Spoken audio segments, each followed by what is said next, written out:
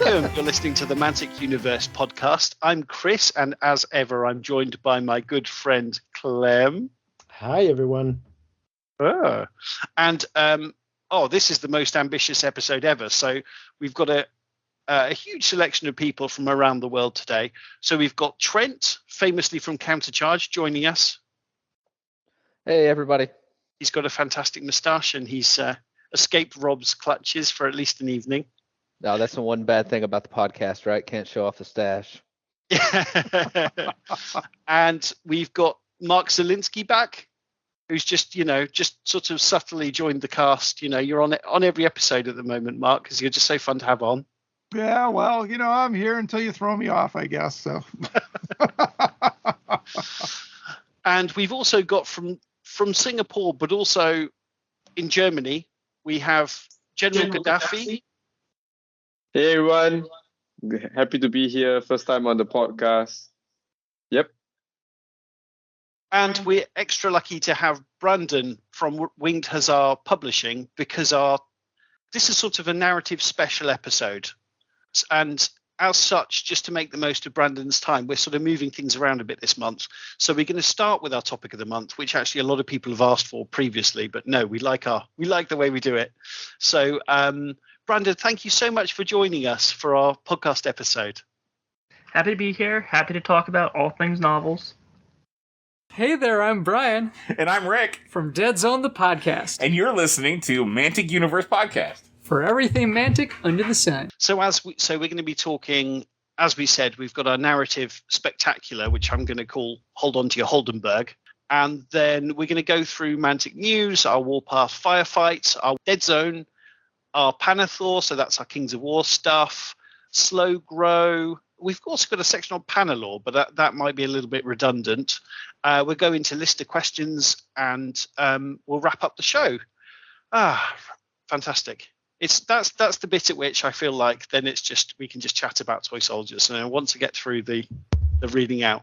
Fantastic. So topic of the month. So why we're doing this really is, I think, in general, Kings of War particularly is such a fantastic tournament game. It's so well balanced and fair, but I think there's a lot of scope for us to get more stories and characters and fun into our army. So I think that's really, really important. So it's fantastic that obviously Brandon has joined us tonight. And yeah, first question, Brandon, is just in general, how is Winged Hussar going? How are things post-pandemic? Are things sort of working as they should be?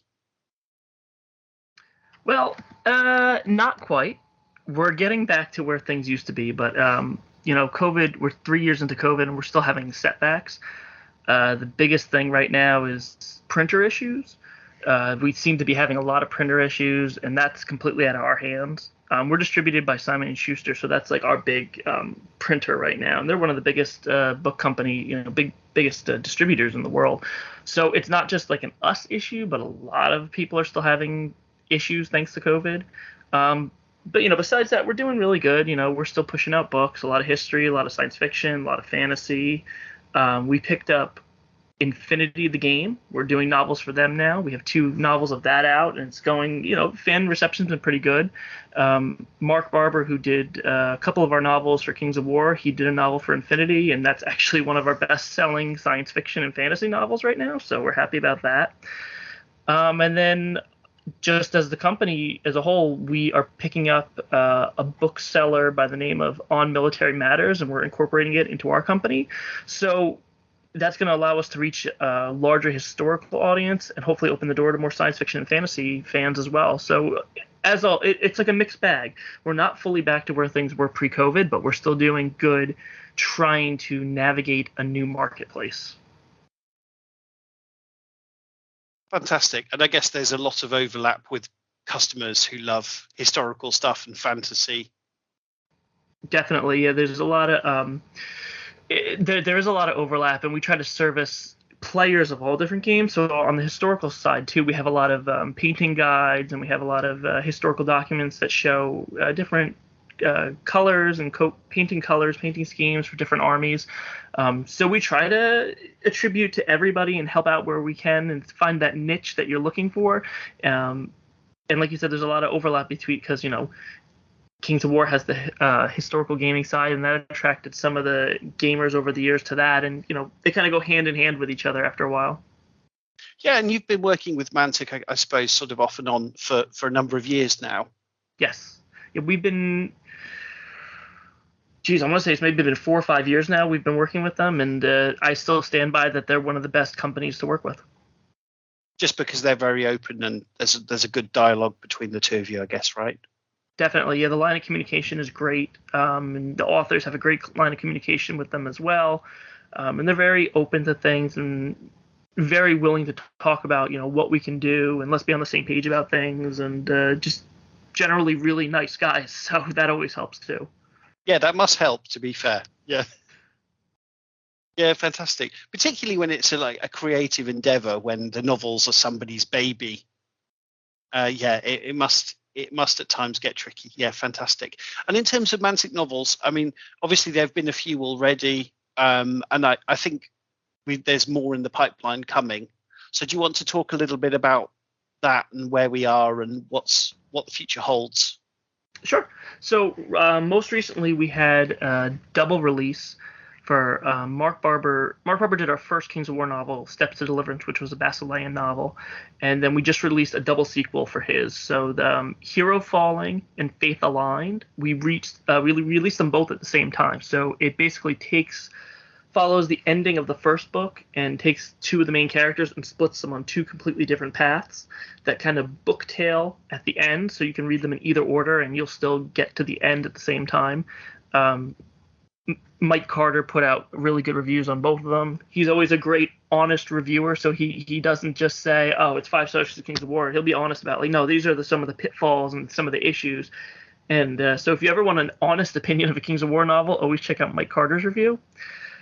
And then since then, I've been working on Rob Berman's Ascent of the Goblin King. So even though Rob isn't with Mantic anymore, we at the very beginning of all this, we talked about him doing a Goblin novel, and he wrote it. And now I'm in the process of editing it, and it's interesting because it's going to be the first villain protagonist novel that we've done through any of our books. So it's an interesting lens, and it's interesting trying to make sure that the audience is still going to be interested, even though it doesn't have a protagonist that's necessarily relatable. So I think this is definitely going to put a spin on the current novels and really set itself aside compared to all the other ones that have had hero protagonists or morally gray protagonists. No, this is just a straight evil protagonist. So that's the current thing I'm working on. Oh, okay. So the Goblin, he's not relatable. He is just a straight up bad guy. There's little bits of relatability of there's somebody always above him and he's trying to strive for greatness. So in the one hand, you're like, well, I want to root for him because he's the main character. But at the same time, you're like, but do I want to root for him? Because he just straight up killed that really good, lawfully good guy. Like, well, do I want to root for him? I guess I do because he's the main character, but not really. Is it quite kind of playful, or is it kind of just straight up? Is it quite dark? Or? It's a bit of both. Rob's done a really good job with the comedy. It has that. It's got a dark comedy to it where, they're goblins and they're all not the most intellectual creatures. So he does a really good job of playing with their stupidity. And I'll give you a little taste of it in the current. I'm on the second round of edits, and what I'm doing, one of the areas I read right now was had to do with one of the goblins that creates bombs. And so he's just like, I wonder if troll poop would be explosive. And, they have a troll going with them. He's like, next time he goes to take a dump, let me know. I just want to try to borrow some of the poop. And so there's humor like that that's very dark and very very cheeky. I'll put it that way. And the tone is a little darker. Besides that, because while there is a lot of humor, you got to remember these are bad guys. So some of the good characters that you're reading about throughout have some things happen to them. So you got to remember that it's a very villain first book. So don't necessarily expect a happy ending. That's all I can say. Oh, interesting. And what's Goblin Society like? Is it basically just a massive pyramid scheme? More or less. there's different clans, and each clan has a ruler, and he thinks he's the one in charge, and he can order everybody around. And we see 4 different goblin clans throughout Ascent of the Goblin King, and one of the characters that makes appearance in this novel is Magua. I think there's a special character of Magua and Jose. Those 2 characters do appear in the novel, and they're major characters for going through. And you see like how Magua came to be and where he is now, and then you see the main protagonist. You see his clan that he's in and where he goes, and then there's 2 like background clans you start to learn about. So it's interesting to see goblin hierarchy, because it definitely is explored, and the goblin society is definitely explored, and it's very different than human society. It's very and it has its similarities, just like anything. You can compare its similarities, like a king and his subjects. It's kind of like the goblin king, as the title suggests, and their subjects. And some goblins are very tyrannical and think that, they're above everybody. And then some goblins, I won't say are humble, because goblins really aren't humble, but they're a little bit more lenient with their subjects. I'll just put it that way. And and goblins in general, what's their sort of life goal? Like, what are they, they're in Pannithor. What are they trying to achieve? I think they really just want to rule everything. Kind of the general theme for goblins are they have a ruler, and they want to go out and pillage human society. So they just want to. They basically, they more or less want to live just like everybody else does, but they don't necessarily go out to conquer unless they're in need of something. So like with goblin societies, like they live in underground for the most part, and they just live, eat, and breed. And then when they run out of food, they come up to human societies, pillage it, take all the goods, all the trinkets. They're very big on trinkets and like anything they can consider treasure. And then they just bring their stuff back with them. So they don't necessarily live in human society, but they will just, they'll pillage and then bring everything back. So is there kind of a bit of a tragic paradox that they sort of have these big aspirations, and yet their capabilities are so limited? Yeah, and their big aspirations kind of get met in number. So that's like one of the big things that's also explored about in the novel, is that goblins in number are a force to be reckoned with. A single individual goblin, it cannot stand up against any of the other races of Pannithor. But when you put a whole bunch of them together, they're overwhelming how quick they are. What I really like about this is, I don't play goblins, but I think it's really crucial, is that this book is really going to draw up. It's going to tell us an awful lot that we don't already know, because I think we're filling in an awful lot of blanks. There's a lot of blank page there that's being fleshed out and filled in. But also I think it's going to give players little hooks, or big hooks even, to, oh, that's great, I love this idea, I'll incorporate that idea somehow into my army. And maybe my king can be such and such, or, I really love that idea. Or, oh, hang on, maybe the basing can be all underground and we can do it like that. And I love the idea of how that will change the way we play. Yeah, one of the things that we try to do with the novels is we try to make sure that, we explore a wide breadth of different factions, because, there are a lot of factions in the Mantic universe. It also depends on what kind of submissions we get. So in the early goings, it was a lot of, believe it or not, before the Brotherhood was like a main faction and it was just kind of a sub-faction, we got a lot of Brotherhood submissions, and Mantic straight out said, no Brotherhood. We've got plans for them, as we now see what happened with them. So they didn't want to do anything with the Brotherhood until we got to this point in version 3. So the next thing we got was a lot of Basilean submissions. So we kind of just filtered all. We got the best of the best out of that. And now we're trying to move away from Basileans. So we've got the Basileans, we've got Naiads, we've done Forces of Nature, Goblins, and then the next set of books, there's 2 books that are going to be coming out next whenever I can get my hands on working on them, or there's 2 dwarf books coming out. So we're going to be seeing a lot of dwarf lore. So ultimately, we're going to try to flesh out the factions as much as we possibly can. And one of the questions I got a lot in the past 2 years or so is basically, how would you do a book from an evil perspective? And is there ever going to be a book from an evil perspective? And so I knew Rob had planned on doing this book, but I hadn't seen it come to terms until just recently. And it's well done for that. Like, it's one of those things of, I said to him, we want to try to make sure that we don't lose the audience because the protagonist isn't necessarily relatable, but as it's done, like I said, you're kind of confused rooting. So I think it's definitely a neat concept, and I'd like to explore more villain novels to explore the factions a little bit more. In Mark Barber's 2 novels that we just did, we see a little bit of the Night Stalkers, and even in Nature's Night, we explore the Night Stalkers lore a bit more. And with some of the factions like them, I think that's as most as we're going to do as far as exploring factions from a third person's perspective instead of just in the faction's perspective. But races like the Goblins and even the Abyssals, I think those are factions that stand with enough layer and dimension in their characteristics that you can have a full-fledged novel dedicated to them, and you can then explore all the nifty little details, like you were saying, to help build up an army and help character the world a little bit more and create different bases and things like that. So I definitely think it's possible that we can see more of it, and it's definitely interesting to see how it come about. Because it's, in a way, it's a bit like seeing the dark side of the moon, isn't it? Looking at things from the bad guy's perspective. But I definitely think you can have relatable bad guys. I know you're saying the Goblin, he's not very relatable. But for me, relatable bad guys are the most interesting bad guys, when you're actually quite sympathetic to them.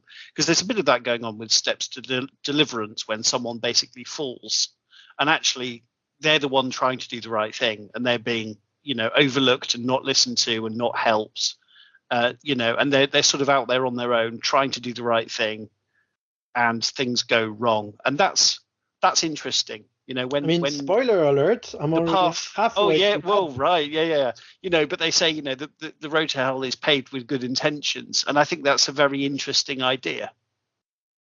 Definitely, and that was one of the strong points when Mark was writing that novel, and he was asking the community about suggestions and things they wanted to see, and that was a big point very early on, is to have that character have a fall and still be relatable because of that. And I think you kind of see it now more days than in the past, where you have more relatable villains and you have more three-dimensional villains and people who aren't necessarily just pure evil, that they have some type of layers to them. And I definitely think people want to see that more often. So that's what we're also trying to come up with in these stories, are more relatable villains. Like in Ben Stoddard's Steps to Deliverance, Naiads are a neutral faction. They're not good or evil, and so he did a good job at portraying the gray of the Naiads, of there is good, but there's also evil. And that's what we also tried to do with Nature's Night, is the forces of nature are not good or evil, they're neutral. So it's interesting trying to play up how you would put in like the Brotherhood faction that split to go with the forces of nature. How do those characters who are naturally good interact with a faction that's naturally neutral? And you see some teasing of the ideals in there.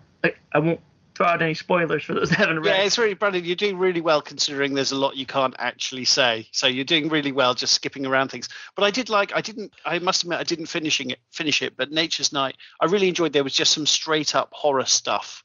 Yes. With the Night Stalkers that I really enjoyed. There's just this, and I think that's one of the best ideas, I think, in terms of, I think it's the Night Stalkers are so unique, just this idea that, your nightmares are coming to get you kind of thing. I mean, that is, what an amazing idea is that, I think, so Nature's Night was an interesting concept because it was originally scheduled to be our first Kings of War novel, and then we had to rework the entire premise of the novel because it just didn't fit in with what we were trying to establish, and it didn't fit in with what Mantic was trying to establish. So we had to rejig the entire novel. So it basically came down to 4 authors. I brought on Mark Barber, Ben Stoddard, James Dunbar, who also has a novel coming out, and myself. I was like, who's the last one? No, it's me. And so we're like, well, what's hot right now? It's like Night Stalkers just came out. Night Stalkers, everybody was really into. So I'm like, let's make the villain the Night Stalkers. And we really tried to play up with, well, here's the neutral and here's the good, but also let's just throw in pure evil. So you have 3 different spectrums of the alignment chart. And we had a lot of fun working with the Night Stalkers and making it horror without making it true horror. Yeah, I like that. It'd be interesting to see what the Soul Flayers do when, in their free time, when they're just in their downtime. Yeah, exactly. Yeah, because presumably, a Soul Flayer, that's not the name they gave themselves. Presumably, that's the name the denizens of Pannithor gave them, right? So it's a totally different perspective. And, we're talking a lot about novels not having a protagonist. Do novels where they focus on the antagonist who is not relatable, can you sell that? Is there a market for that? I'm going to say yes, but it just all depends on what is, what's the current trend of the market. So looking back, you could first thing that comes to mind is when you think about older novels, I think about Lord of the Rings. I mean, Sauron is kind of this ever-present evil in the sky, and there's nothing necessarily, from my perspective, this could be argued, but there's nothing necessarily relatable about Sauron. He is the evil. And so there isn't really much he's doing off camera that we don't see when we're focusing on Frodo, right? We assume the whole time he's looking for the ring. We know that, that's it. What more do we need from his perspective? Exactly. So you kind of see, in that case, you're focusing more about the journey of the characters, about the protagonist, and less about the antagonist.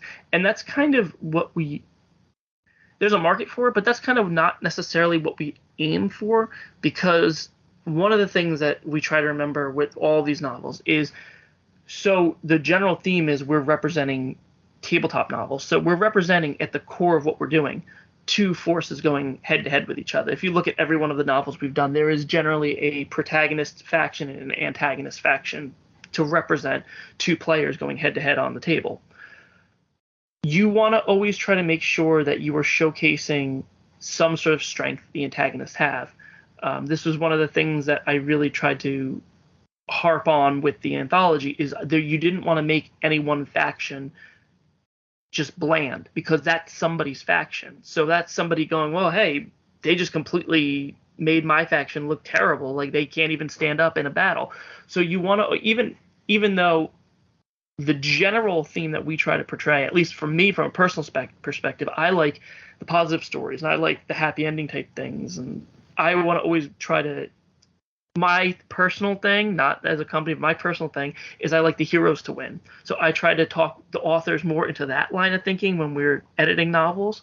But in that said, I don't want to make the bad guys look like nothing. We want to make sure that even in the scenarios where the good guys do win at the end of the day, you want to make sure the bad guys have their time to shine, and that like almost did it type moment. Like, if they just went one other dice roll, if the dice rolled in their favor for one action, they could have won. That's kind of how we're always looking at it. It's Hans Gruber at the end of Die Hard. Oh, yes. He nearly got away with it.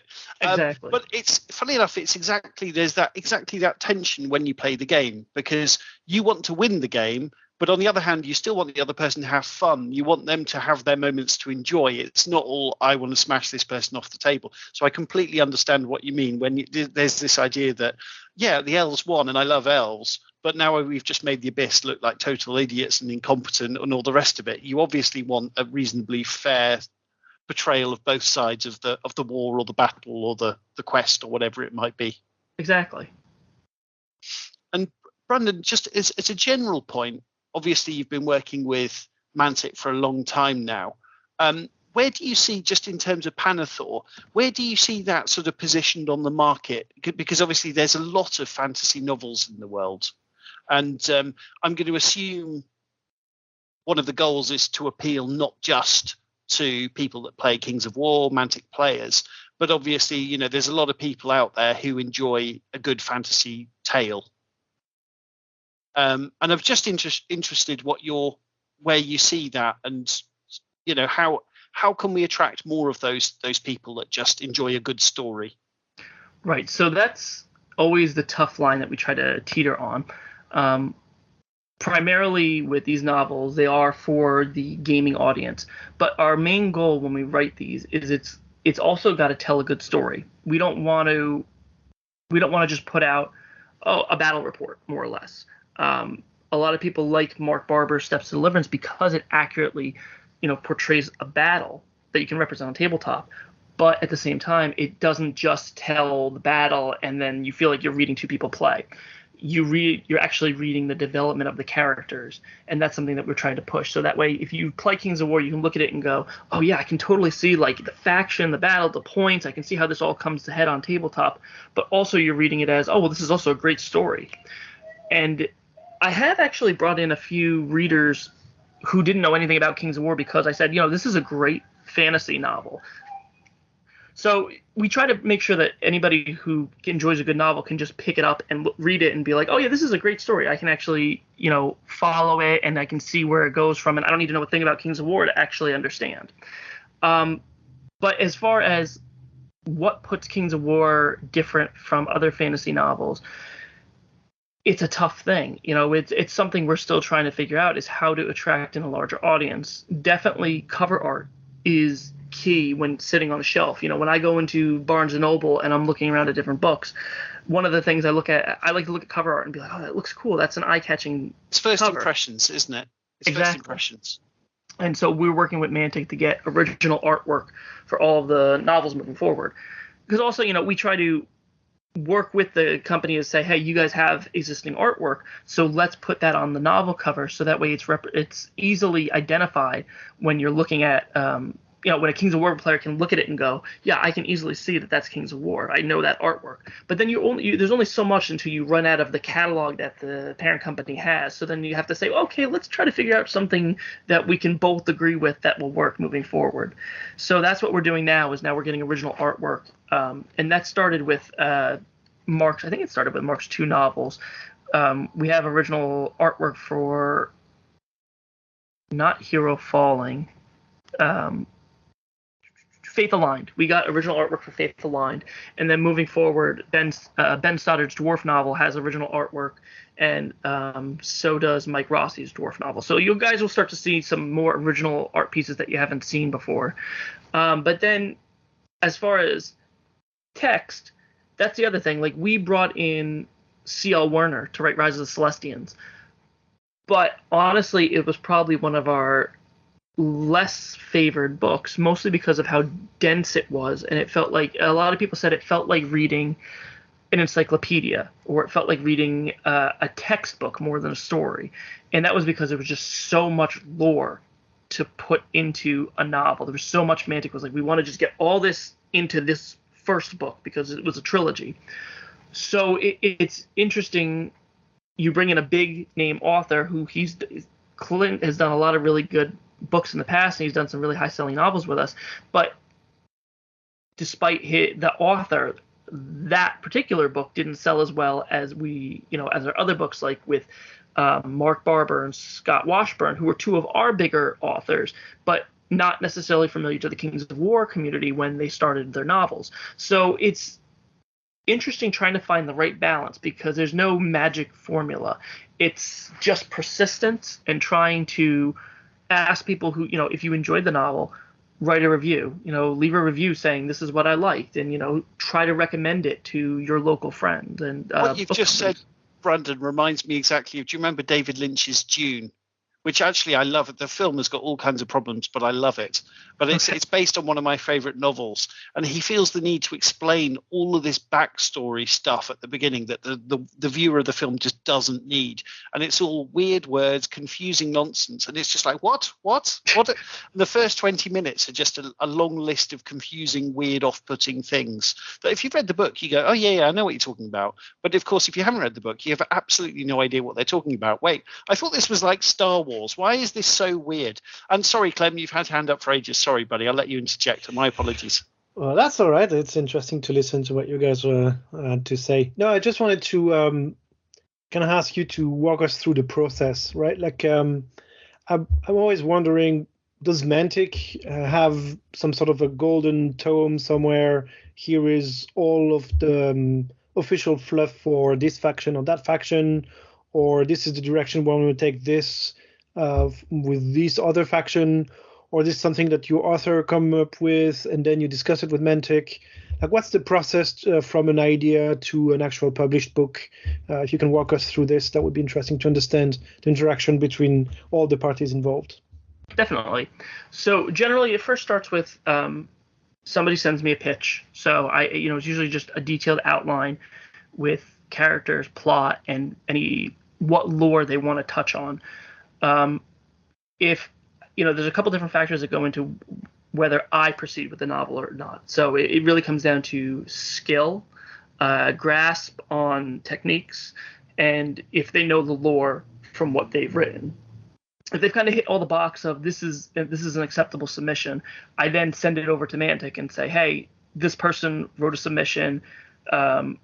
This is what I like about it. Can we proceed with the novel?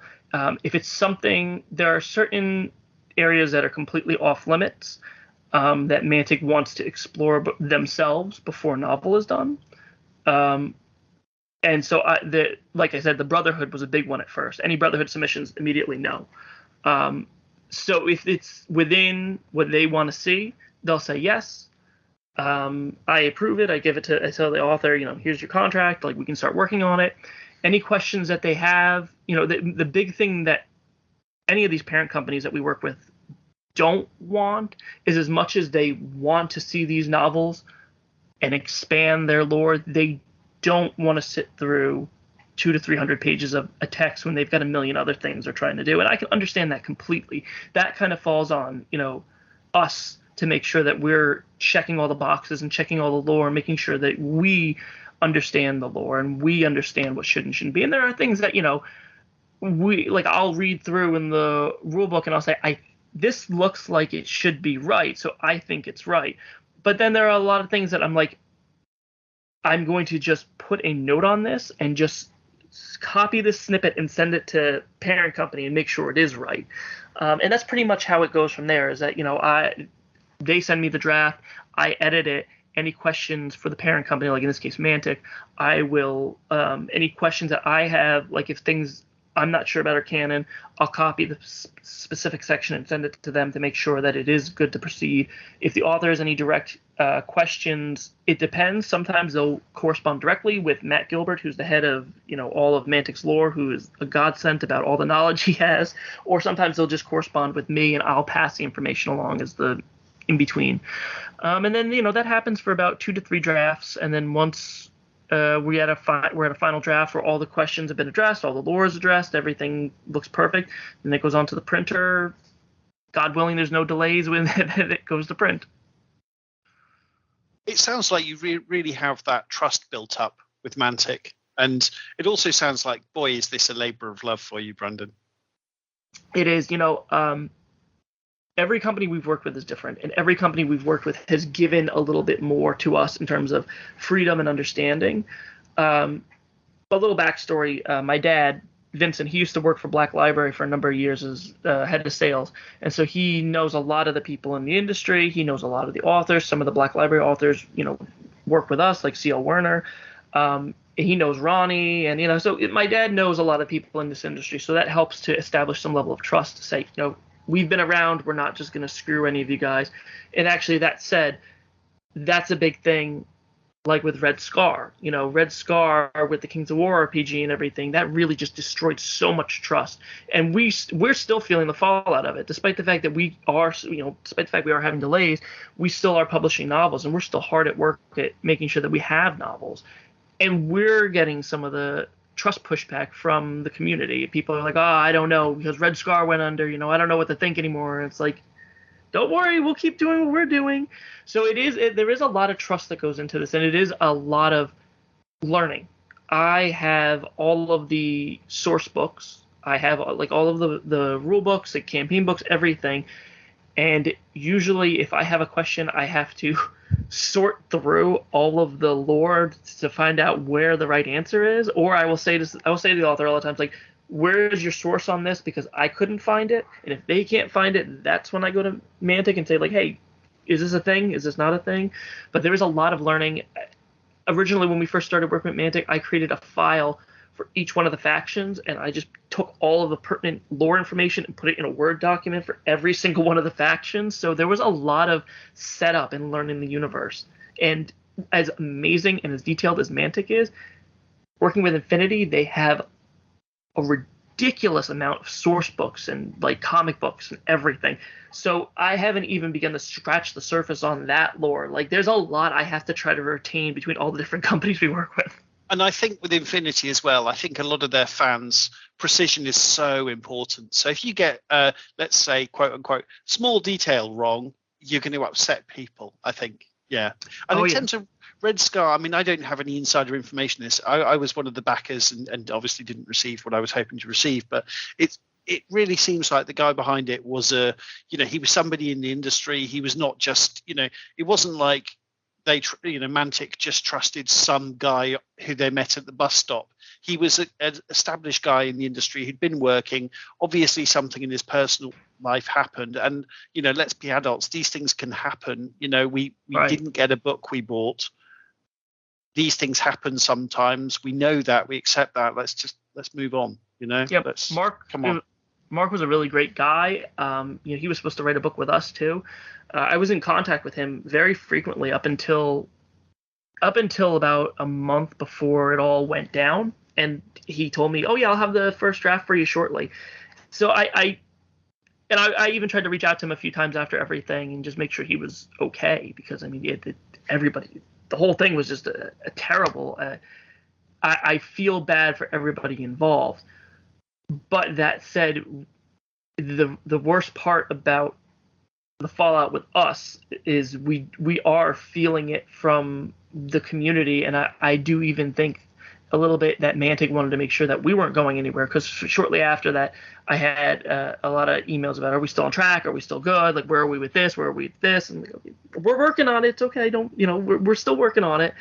So it's interesting about trust, because there is a lot that goes into this, and there is a lot, like with Mantic, about this is our baby, this is what we've created, we don't want to sully the reputation. And so you do trust the people that are reputable in the community, and you just pray that while Red Scar didn't work out and there was the falling out, we still are going strong, and we're still promoting the works that we have, and there's no stopping anytime soon. We have a contract signed with at least 8 or 9 different books, so we're still chugging along. It's been delayed a little bit because of the industry issues, but we're still chugging along, and we still got books coming. And Brother, as players and people who love all this stuff, how can we help? Really, it's just talk. I mean, if people, we have a couple different ideas that we've had over the years. The biggest is going into your local bookstores and hobby stores and just saying, hey, can you guys start carrying these books? Like I said, we're distributed by Simon & Schuster, so all the big bookstores a nation or around the world can all get our stuff. We're printed in the UK, we're printed in Canada, we're printed in, obviously we're in the US, so US isn't an issue for us, but Australia, Germany, everywhere, any country you live can get our novels. The big bookstores can just go through our distributors to get them, and if you say, hey, can you get this book, they have access to our catalog and they can get it. The minor bookstores and the hobby shops, all they have to do is reach out to us, and we can easily send them whatever books they want, whatever they need. Reviews are also a very big way. We always thank everybody who leaves a review for our stuff, because the more reviews our products have, the more the Amazon AI algorithm will push that up in a recommended. So if you like what you read and you want more people to see it, put a review, leave a review. Even if it's just a 1-star review, it's still a review, and that helps the algorithm in some way. I can't even begin to explain that because I have no idea, but what I've been told is the more number of reviews you have, the higher likely it is that Amazon will push that product. And I typically get the books on Audible. Is it better if I buy physical copies of the books, or does it not matter particularly? It really doesn't matter. I mean, it's just whatever format works best for you. We do originally, when we first started Winged Hussar Publishing, we were strictly ebooks, because that's what the market was. It just flopped from physical to ebooks were the new thing. Everybody wanted ebooks. But then people wanted some print-on-demand copies, so we kept some on demand. And then now we do more physical than we do ebooks anymore. So the printer delays really have hurt us as far as people having copies of the books on time. But our ebooks still come out. As soon as we're able to, we push the ebooks out, so that way people at least have a digital version of it. And you said Audible. We have a couple audiobooks out. Right now, I don't know if we're going to have any in the future, just because audiobooks come at a very high cost. And as much as people talk about wanting audiobooks, the demand, the actual purchase of them is such a low amount that it really doesn't, cost-wise, it doesn't work for us to keep doing it. In the future, maybe, but as it stands, we've got some ideas in the pipeline, and I know Ben Stoddard is recording an audiobook of his novel. And it's really professional quality. It sounds really good. So that's probably going to go audio to Audible when he's done with that. But other than that, like, other suggestions are, I've had other authors say to me they'd love to see people in the community come up with character stats for characters in the novel, come up with stats and equipment, and try to create a miniature to represent it. Campaigns. I know there's a lot of people holding tournaments and everything. If they have a narrative campaign and they want support, we'd be more than happy to send copies of the novels. So there's a lot the community can do. It's just about the desire and the want to help promote it. Yeah, I mean, I think the key from what you said there is we ought to buy the books. If we're interested, put a little bit of money down. These things are not expensive in the grand scheme of things. Buy the books. Review the books, give them 5 stars if you think it deserved it. Write a little review, said I read it, it was good, whatever. Don't know, the strange reviews you get online, and maybe just talk about it on fanatics groups on Facebook. Just try and get people interested. Trent, what do you think of everything we've discussed? Have you got any questions? I just think from my end, this is fascinating. Like talking about the process and everything, and I'm actually in the process of clicking buy on Nature's Night on Amazon. So you just got me really excited about all of this. I've always been one to dig into the lore, but mostly just the lore from the rule book. But just seeing all these resources, reading the descriptions, I just got insanely excited. So this is pretty cool. I feel like I'm getting an inside look. So, buddy, this is your shot. Do you want to give Brandon your idea for your narrative and your fluff around your forces of nature? Do you want to give him the elevator pitch? No. He's a professional. No. So, Trent's for his army, he's written really nice fluff for it. It's really cool. If you ever want to do a collection of short stories, right? Yeah, I mean, if you ever want to do anything, drop me a line. I'm always happy to work with people in the community about doing something. I mean, we've had a couple free downloads on the website too. Like we have the Countercharge Journal and we have a anthology we did during COVID. So there are 2 free downloads on our websites. They're not the same. I have to do a asterisk here and say they are not the same quality as our novels, and they have been very much stated by Mantic to not be canon, but they are free downloads by members of the community if you guys want to check them out. I did enjoy the Empire of Dust short story that came out when that army came out. That was good. That was good stuff. Yeah, fantastic. Nice. Yeah, I mean, short stories, in my opinion, are quite interesting because you don't have to commit to a longer book or, audiobooks. I know we listen to a lot of audiobooks with my wife, for example, and the story is almost secondary because what is an audiobook? It's like background noise when you're doing something else, at least for us, like we're driving or we're crafting at home. If you don't like the voice of the person reading, like doing the audiobook, it's game over. Like the best story ever. If for some reason you don't like the voice, game over, right? So I wasn't going to bring this up, but so I like Ray Reedley's voice, who did Steps to Deliverance. I like his voice fine.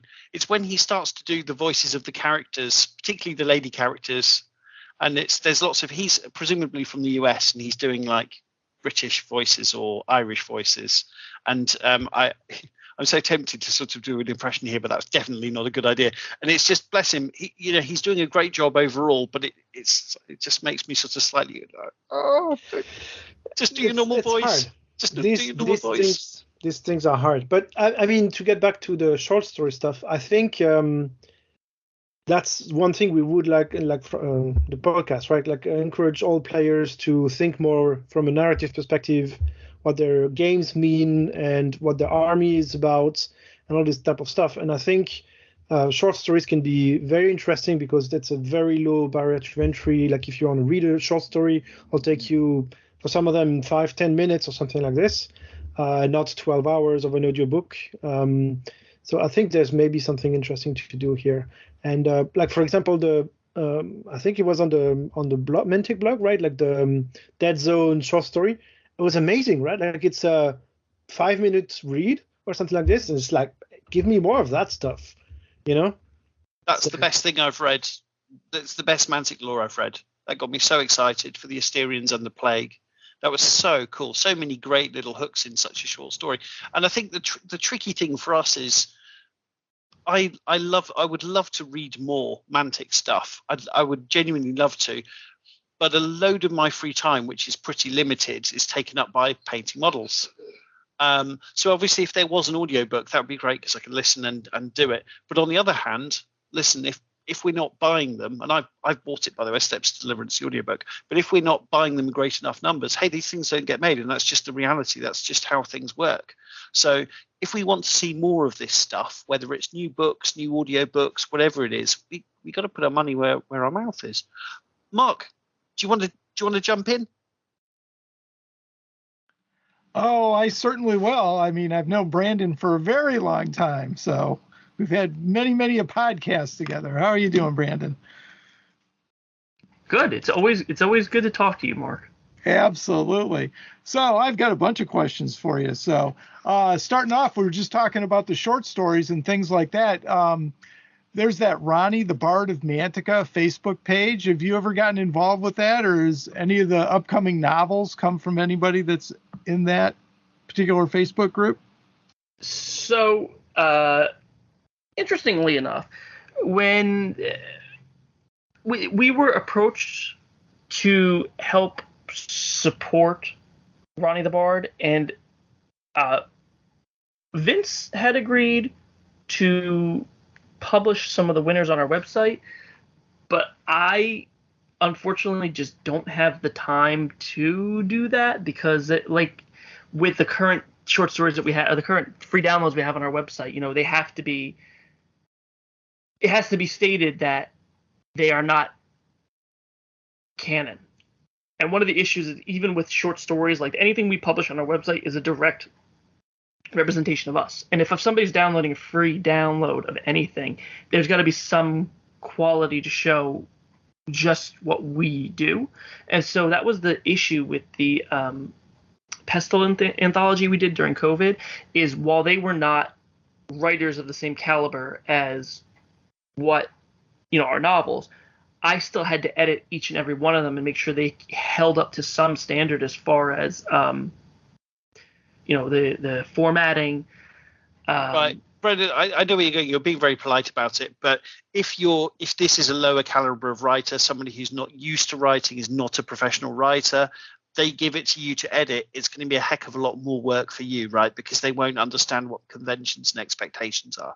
Exactly. So it's not going to be economical because, and Brendan, I think we probably should say, I don't quite know how you manage your time as you do. You've got a full-time job, you've got a family, and you're still doing all this stuff, right? Yes. This, as much as a labor of love as this is entirely all my whenever free time I have. So a normal day consists of go to my full-time job as a pharmacy technician for 8 hours a day.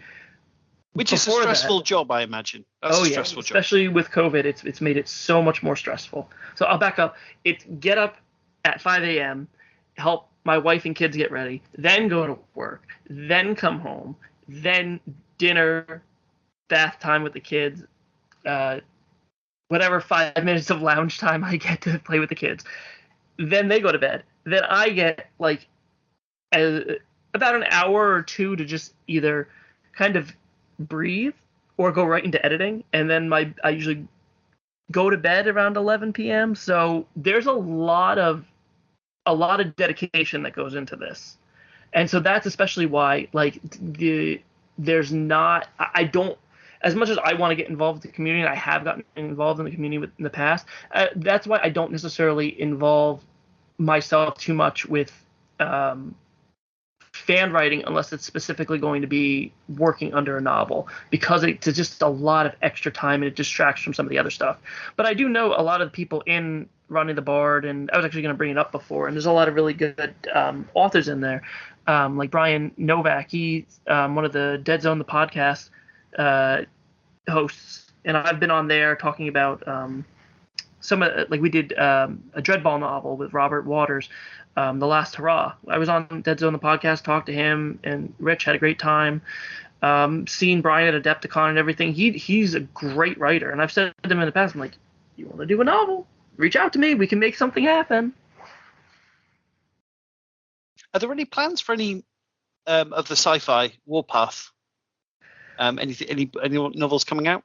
So like I said, we had a Dreadball novel out. We have the sequel coming out soon. It's in the first stage it's in the first draft. I just have to actually get to editing it.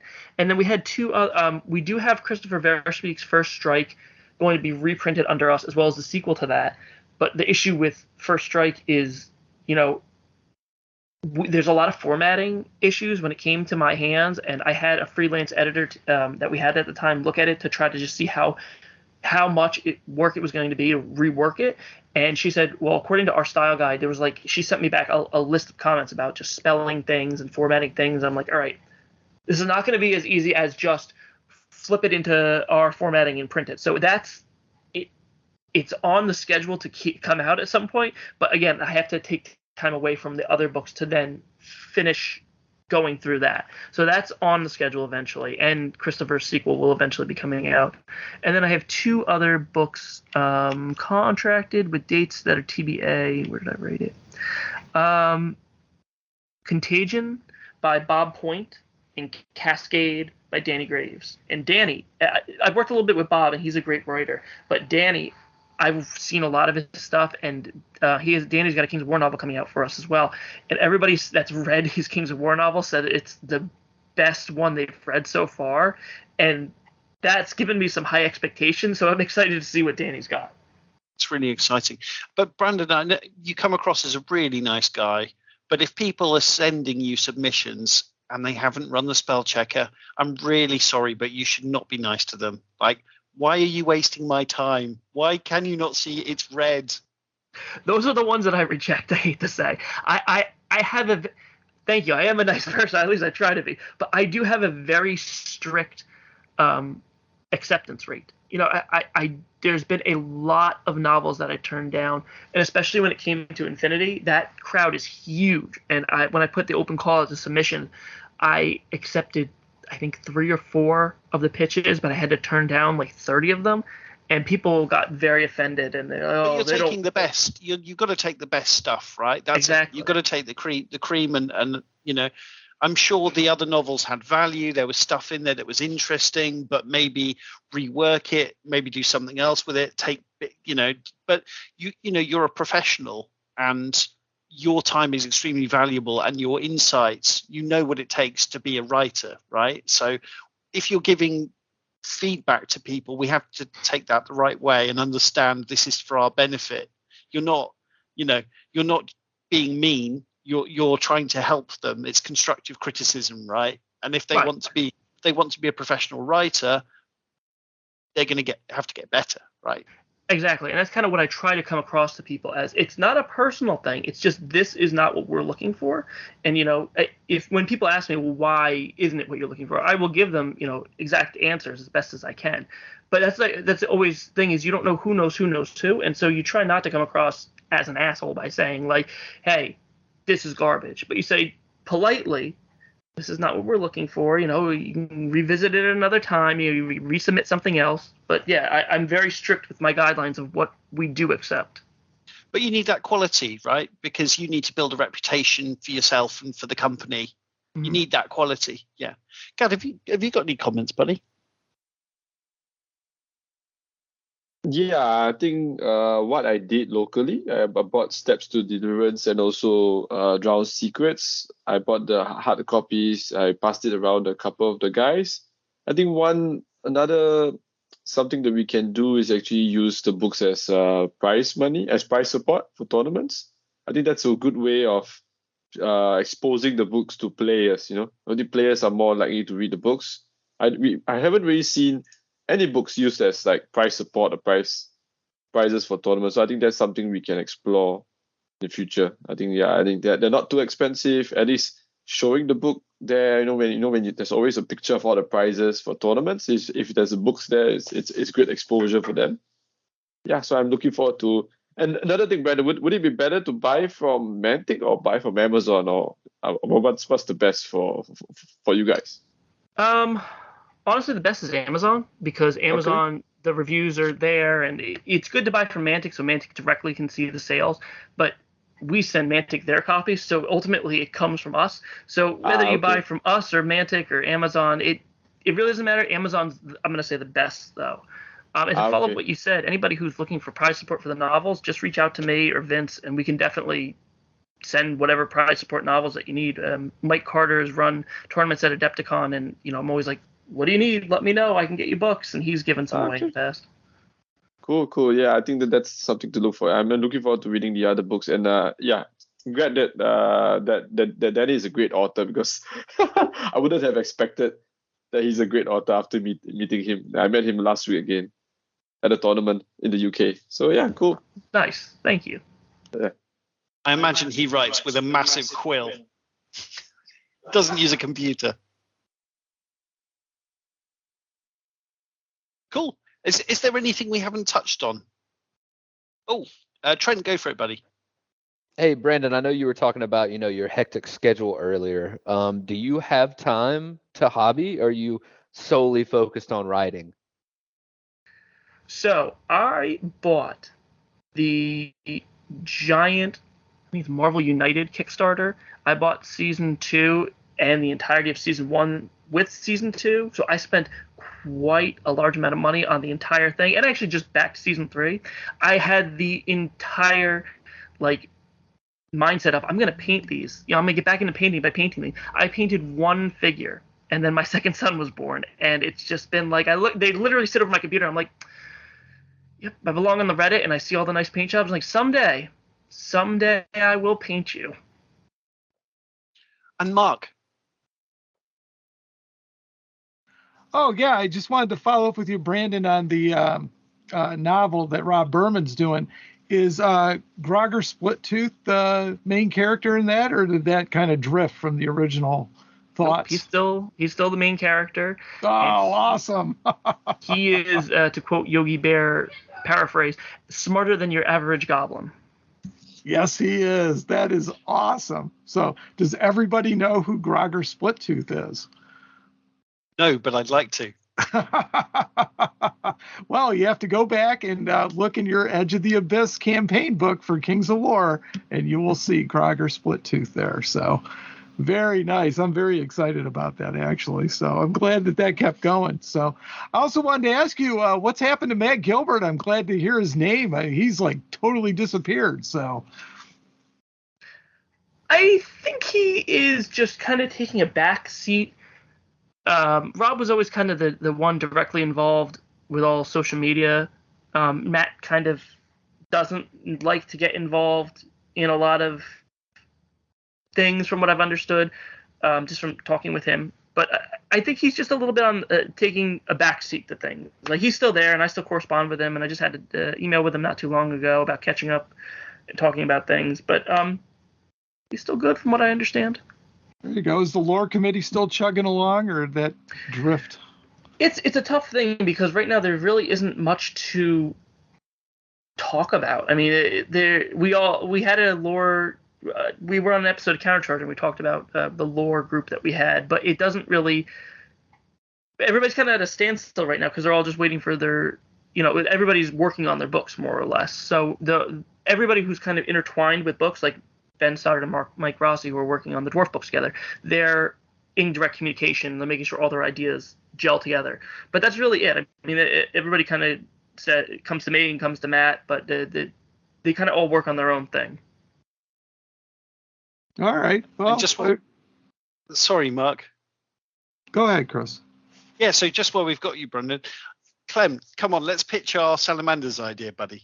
So Clem Which and I both army? did, yeah. So Clem and I both did Salamanders armies recently, and But you're gonna we were write the thinking of a book. little bit of story. Yes, well, I don't actually have time to write the book, but You I can just also wanted write to, the EOD.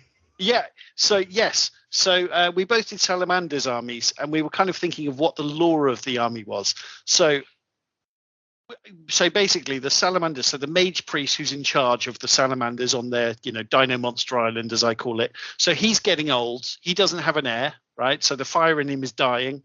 So my mage priest and Clem's mage priest, they're kind of hot, middle-aged, mage priests. They're ambitious, right? So Nothing to do with you and me, Chris, right? Yeah, exactly. They're hot, middle-aged. Yeah, exactly. So what they're planning on doing is they want to sort of circumvent the whole how you become the new head mage priest. They want to circumvent that. So what they've done is, we don't have tons of resources, so we don't have a proper army. So what we've done is we get in ships and we're sailing around the world looking for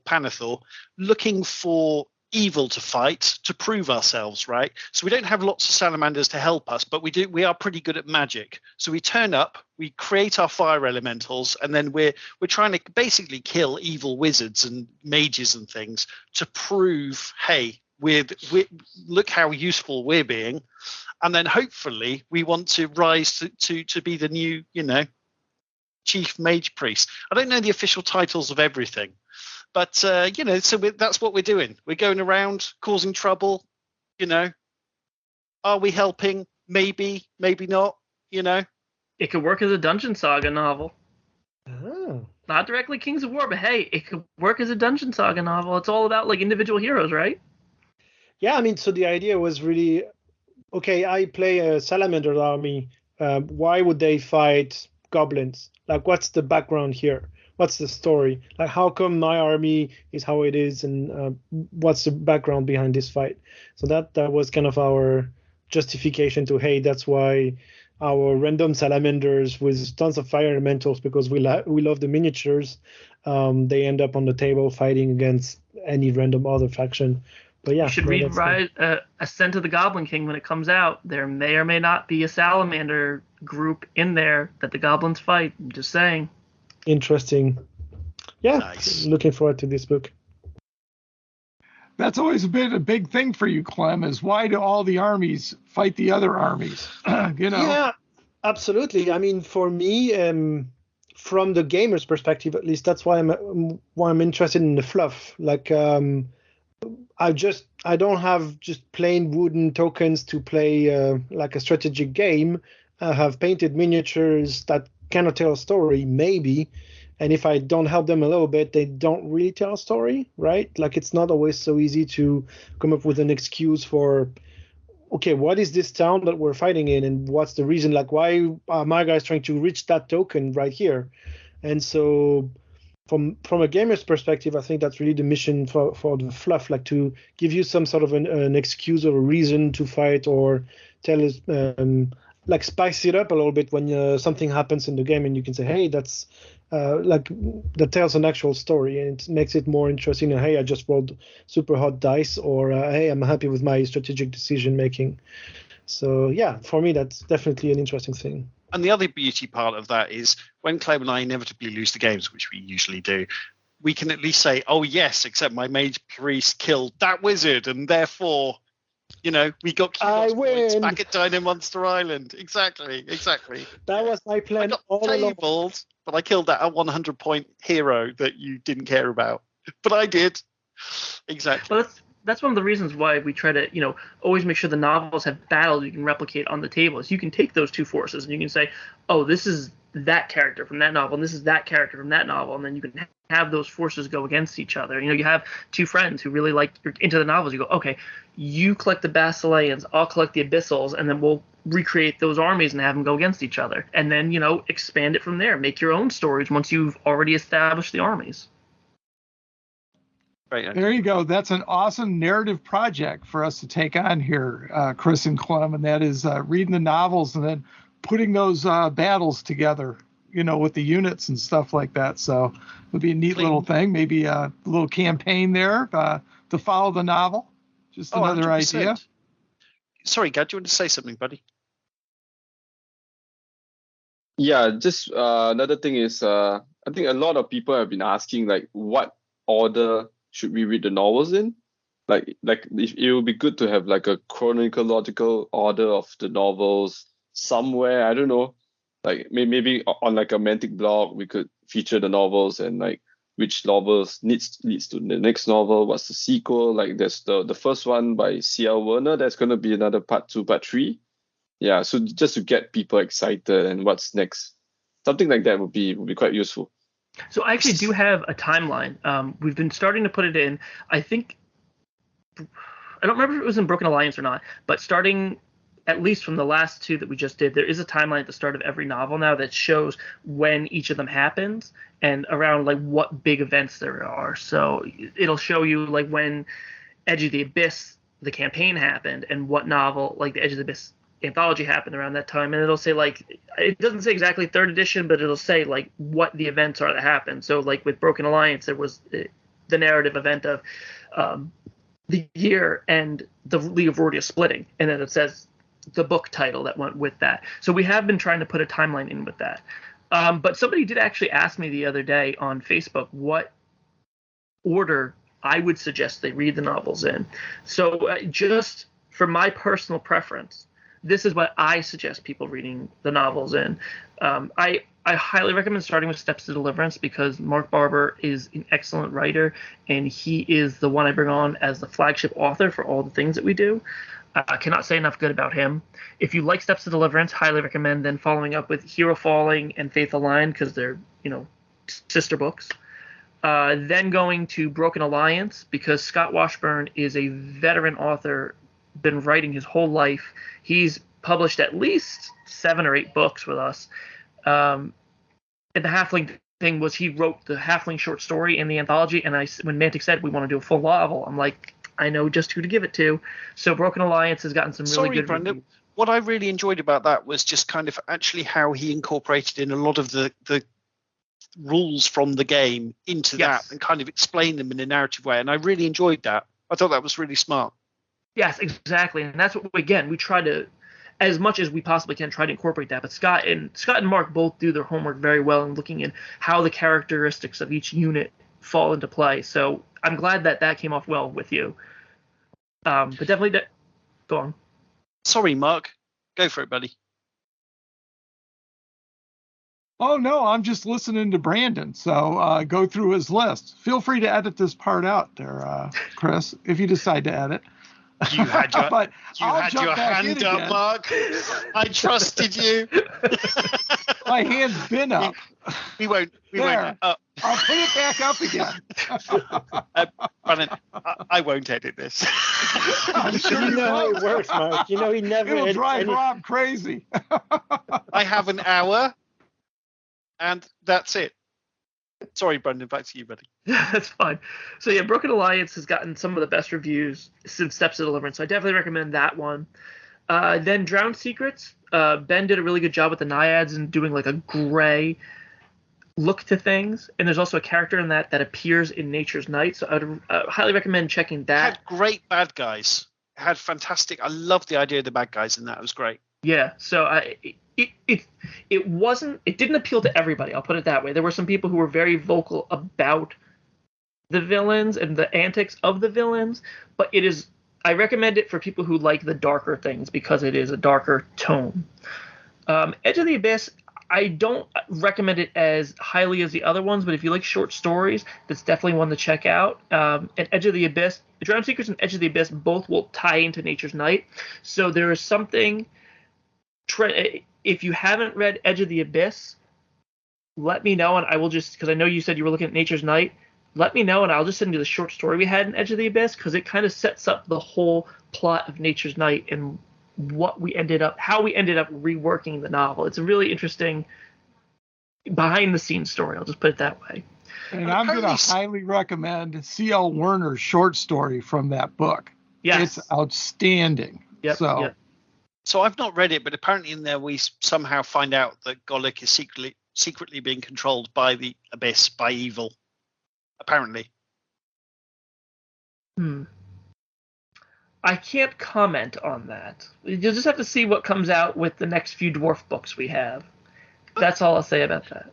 Brandon, is it just me? So the halflings are kind of like this comical, fun faction, but they look absolutely psychopathic. The way they're smiling as they're going into battle, they're eating their enemies. What's going on there? They are not. So that was one of the big things that Mantic put out when we were working on Broken Alliances. They are not your Tolkien hobbits. They are mean. They are ruthless. And yeah, they're not afraid to just eat people, I guess. We'll put it that way. So yes, no, the halflings in Broken Alliance are rough. And Scott, even though he has a little bit of a jovial tone to it, they're not sitting around having first breakfast and second breakfast and third lunch. No, they love to eat, but they use that love of food in their weaponry.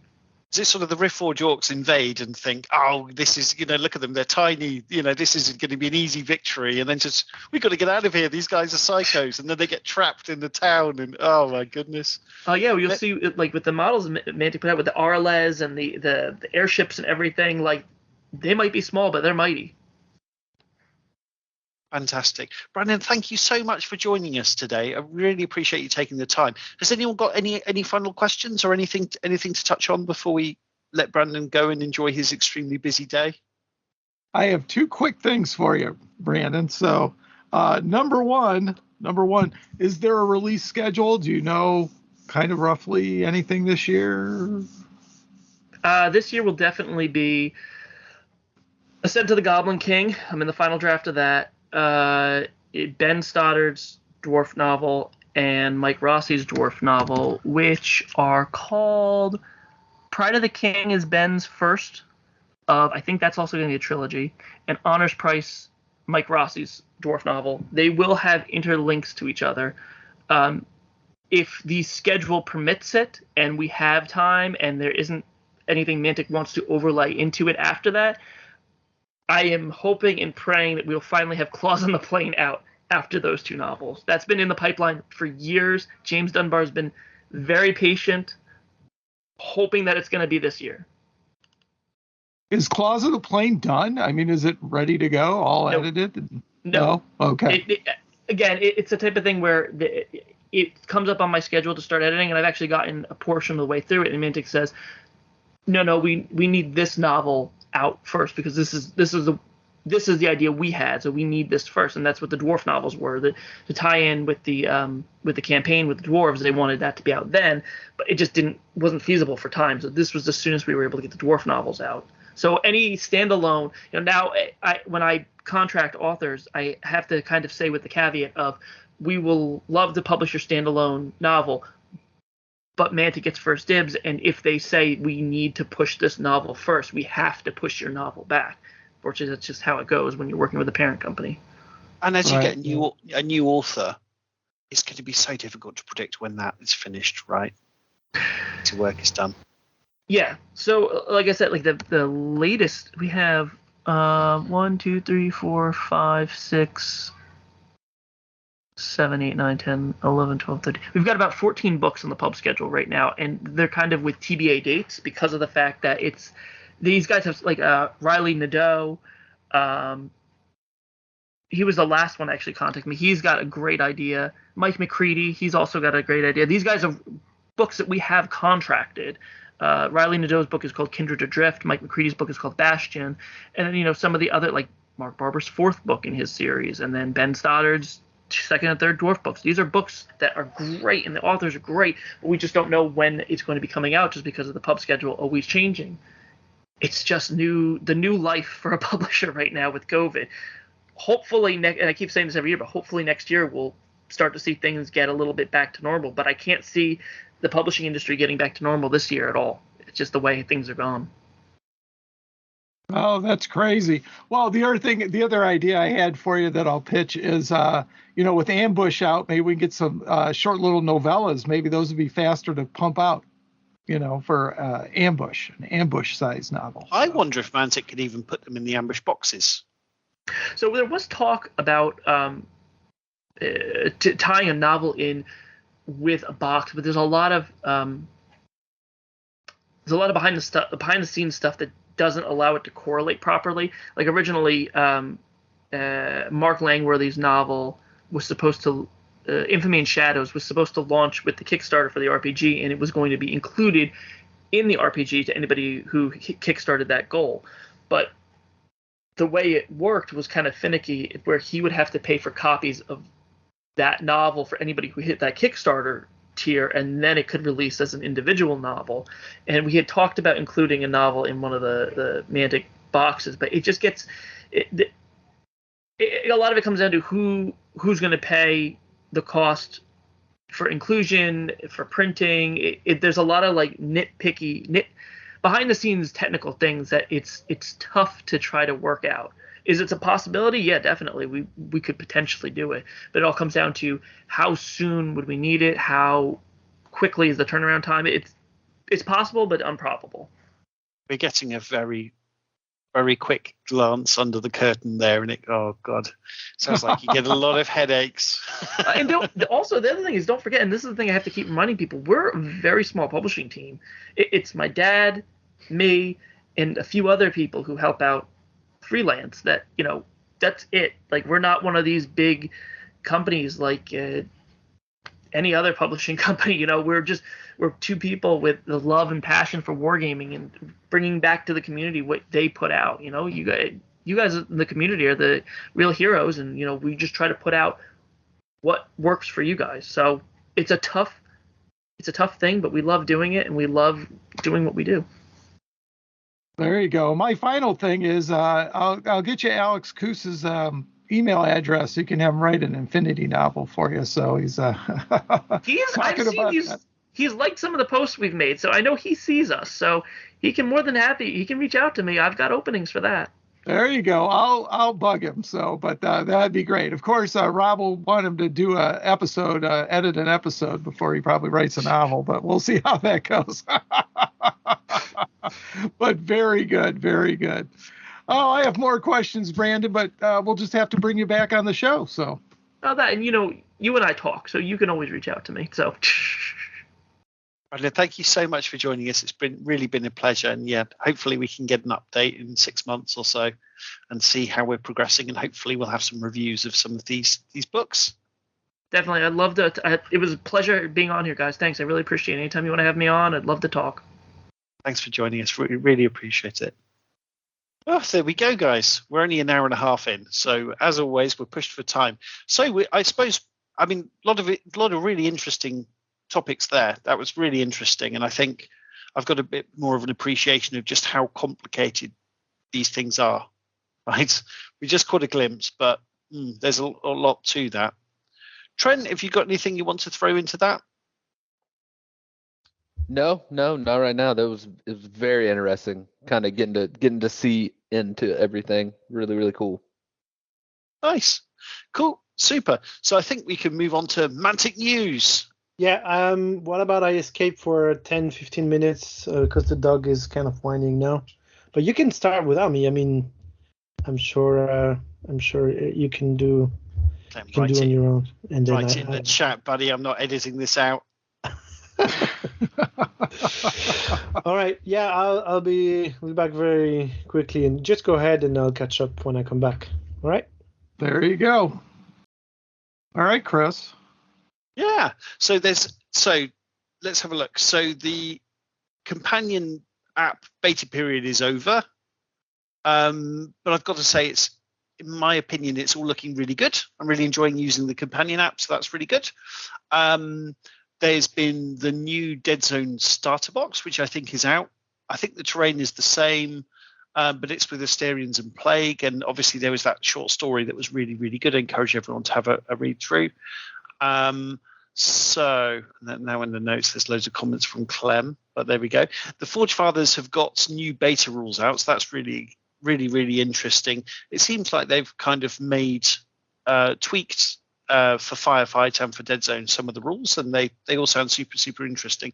I haven't really focused on it massively, but I think it's cool, and I think the fact they're doing it in the app is really interesting, and I think that's the way they're going to go. I think it shows us the way they're going to go with that, so I'm really enjoying that. And we've got obviously the new rules for Maison Labs, Has anyone had a chance to have a read through the Firefight rules for Maison Labs? I think this is where Clem would have added a lot. Trent, sorry, buddy, have you got your hand up? Yeah, no, just when you mentioned the companion app, I just want to say that I've really been enjoying the public lists. It's kind of interesting, when you're looking for ideas and I know people, I can't remember, I don't think you can comment. But no, you can comment and like, so it's really cool to filter through that and see like what the popular lists are whenever you're in that list building mode. And Maison Labs, the pictures that they put out for that was amazing. Like it looks like it's going to be a great model range. I haven't read through the rules yet, but very interested in that range. Fantastic. Yeah, I really love the color scheme that they had for the Maison Labs, which just really inspired me. So, I really love that black and red color scheme. It's very, very cool. I love the Maison Labs. I just love everything about them. Just the crazy, just the scientists. It's just fantastic. The mix of cyborgs and zombies, and yeah, just really cool. Yeah, it's really cool. That one's on my list. I'm still working on the Veerman, but we'll talk about that again when we get to Firefight section. But yeah, it's a very, very cool box set. Fantastic. And there's the Trident Realm fleet coming from Armada, which looks really, really cool. Lots of cool monsters. I'd be really interested to see how they balance that, because obviously the Trident Realm should be winning every day, right? On the seas, if they're bothering to fight people, you think the Trident Realms are going to win. But I'd be really, really interested to see how they balance it. And I've got my Armada Salamanders fleet to frantically paint for our weekend coming up, Trent. So that'd be interesting if I can get that done in time. Yeah, my dwarf fleet is they're still in the blister packs, so we'll see how it goes. Fortunately for you, Trent, those are the fastest ships to paint. So that's probably about 60% of the reason I chose them. No sales. No sales and dry brushing. Yep. You got it. Spray them black, maybe a little zenithal, contrast, and you're done. So yep. Yeah, I want to go for it, buddy. Yeah, I actually had dinner with an unnamed RC member for Armada. So yeah, you're sharing with me a bit about the Trident Realms army. It's quite interesting because they don't have broadside shooting, so it's all purely guns in front. So it's gonna be a bit, but I think their onboarding, their boarding action should be a bit stronger to compensate for that. Obviously, if you have a Narwhal ramming you with their horn, it's gonna hurt. Yeah, so it's gonna be quite interesting to see their rules, and I think a lot of people have been waiting for the Armada army building up to be up for Armada on the companion, because Easy Army is down, so there's no real way to build army lists other than pen and paper at the moment. So hopefully it'll be up soon. I'm going to be the one dissenting voice. I'm not that excited about the Trident Realm coming out. I saw the models, I'm like, they're sea monsters, and I get it, the whole 9 yards. But yeah, I agree to see how they're going to balance it. But yeah, I will stand up and say I'm not excited about them. So which is your favorite faction, Mark? Which is my favorite faction? Boy, for Armada, well, I've only got the base set and a lot of expansions for Basileia and for the Orcs. So I'm going to have to say that the fleet I want to get is the Twilightkin fleet. I really like those ships, and I got to play with them at Origins last year. Mike Carter had some of them, and they're very cool ships. I really, really like them. And I like the black and purple scheme. So I would definitely do that. And, they kind of got the Night Stalker cross. So yeah, that's probably my favorite fleet. I don't have it. And if I buy another one, that's definitely the one I'm going to buy. Well, you could probably get that ready in time for the new army coming out this year. The Kings of War and Ambush. Oh, yeah, that's possible. But I've got many other projects that we'll talk about later on in the cast here. But definitely. Fantastic. Super. So maybe we can move on to our Warpath Firefight. So I think first thing to mention is on the tabletop, Firefight won Game of the Year for 2022. And that's a thing. That's a thing that happened, and I'm just waiting now to see what Mark says. Yay! Yeah, it's pretty cool. On tabletop, formerly Beasts of War. So Yeah, very, very cool. It was their annual show where they give out awards, and somehow Firefight won, and we all know how it did it because it's a really good game, and it's nice to see it highlighted a little bit, and get some pub. So hopefully it'll pick up another award or two here or there, and some people will take a look at it. So I think it really will get people paying attention to that, right? So saying it's the best game of the year, particularly at a time when maybe 40K, a lot of people seem to be saying negative things about 40K, although they always do seem to be saying that. So yeah, hopefully it'll get some new players in. So really exciting. Cool. Chris, I got to convince Mantic to send in a couple copies of Firefight to the Origins Awards committee. And I know it's a giant pain in the butt, but being named Sci-Fi Game of the Year at Origins with all the gamers there would be very cool. So maybe building on that momentum. So absolutely, gave me an idea. I'll have to reach out to Ronnie about that. Great idea. Fantastic. Has anyone played any Firefight this month? Nope.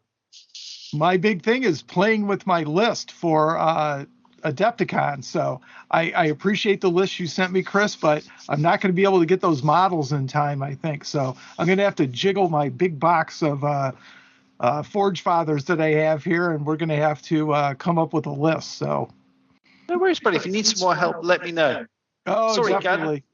Have to see some Iron Ancestors, probably for sure. So yeah, I'm not played in a while. I've been traveling for the past 1 month. So, but when I go back to Singapore, I saw I'm gonna test out some of the beta rules for the Forge Fathers.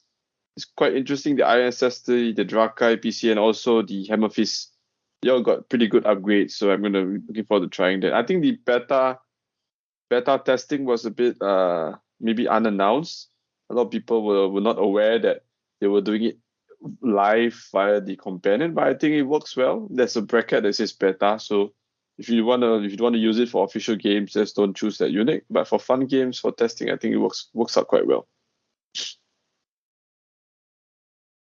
Nice. Cool. So unless anyone's got anything to add to that, I've still carried on painting my terrain, which has been cool, building my terrain. So that's really cool. I've got so much Mantic sci-fi terrain, but it's really cool. Cool. So the only other thing to mention real quick is there's still 3 slots open at the Firefight tournament at Adepticon as of the recording of this podcast. So if you're interested in joining us and you're going to the convention, definitely pop in. And like I said, only 3 spots left. So you wouldn't want to miss out on that. Everyone quickly buy 3 tickets. There you go. I'm signed up. I'll be there. So, Trent, are you playing in the Firefight? I know every time I get on the podcast, either here or Countercharge, I always get asked about Firefight. So here's the issue. I haven't signed up yet because there's a class that I want to take that same day, and it doesn't end until 15:30. But I think I'm just going to leave the class early and just go to Firefight because Tyler Schultz, my buddy from back in Colorado, said he'd bring me an army, he'd bring me the dice, he'd bring me the tokens. So I'm like, well, now I don't really have an excuse not to play other than missing like 30 minutes of a class. So maybe I have a solution for you, though. I have a solution for you, Trent. I reached out to Brian because Colin's got the same problem. He's playing Zombicide. So it sounds like maybe if we grab those tickets, or I don't know how we would work it out, but we have to coordinate with him joining late, like missing the first round or something. Maybe the ringer, instead of playing the late rounds when they drop, he plays the first round so we can get everybody in from their classes, So reach out to him. I did that. So maybe we can do that and see if we can somehow pull that off. So be a good way to do both things at the same time. So yeah, I'm really looking forward to it, getting all those games in at Adepticon. Because are you doing the team tournament, Mark? Yes, yeah. Colin and I are in a team tournament. If I turn the camera, you would see the Undead Factory that's Colin von Karstein is putting together right now. So there are a lot of models. I told him this morning, you're not spending enough time on this, kid. There's no way in hell you're going to be ready. So we will see. There's some resin undead soaking in the bathroom in the Dawn dish soap right now. So we'll see what he can pop out there. So it's funny you say that. I have 12 undead trolls and some zombies downstairs waiting for me to paint the eyes on and put them on the bases. So I'm in the same boat. Very good. Are the zombie trolls metal, or are they the resin ones? No, I got the Mantic resin ones, and honestly, I Nice. could paint 50 more of them. Like, I've absolutely loved these models. They did an excellent job, and the quality is great. Like, minimal cleanup other than washing it with the dish soap, but they were fantastic models to paint. Oh, we've got the metal version. You can put them in a sock and kill people. So yeah, I believe that. Unbelievable. Those are big models. I mean, even the resin is kind of heavy, honestly. So I'll have to look to pick some up at Adepticon or something. But very cool. Very cool. Cool. And then I think the only other thing to say is just we mentioned it briefly earlier, but everyone check out the Mantic website for the short story, because the Deadzone short story that's going along with the new box is honestly the best thing I've read in the Mantic universe. It's a short little story. It's really quick to read, but it's both in terms of the plague and the Asterians. It introduced some really, really interesting ideas, sort of without giving out spoilers. But I'd encourage everyone to have a look. Trent. Chris, sorry, I don't mean to circle back, but I know you talked about all the terrain that you've been working on. Did you ever finish those massive rocks that you were 3D printing? I did indeed, and don't worry about circling back. We're all about circling back, buddy. Don't worry about it. I did, and actually, General Gaddafi got to play with them the last couple of days, so we used some of them. Yeah. Not all I can't of wait them. to see him in person. Yeah, fantastic. Cool. So I think we can move on to our Pannithor Kings of War. I've been working like mad on my Empire of Dust.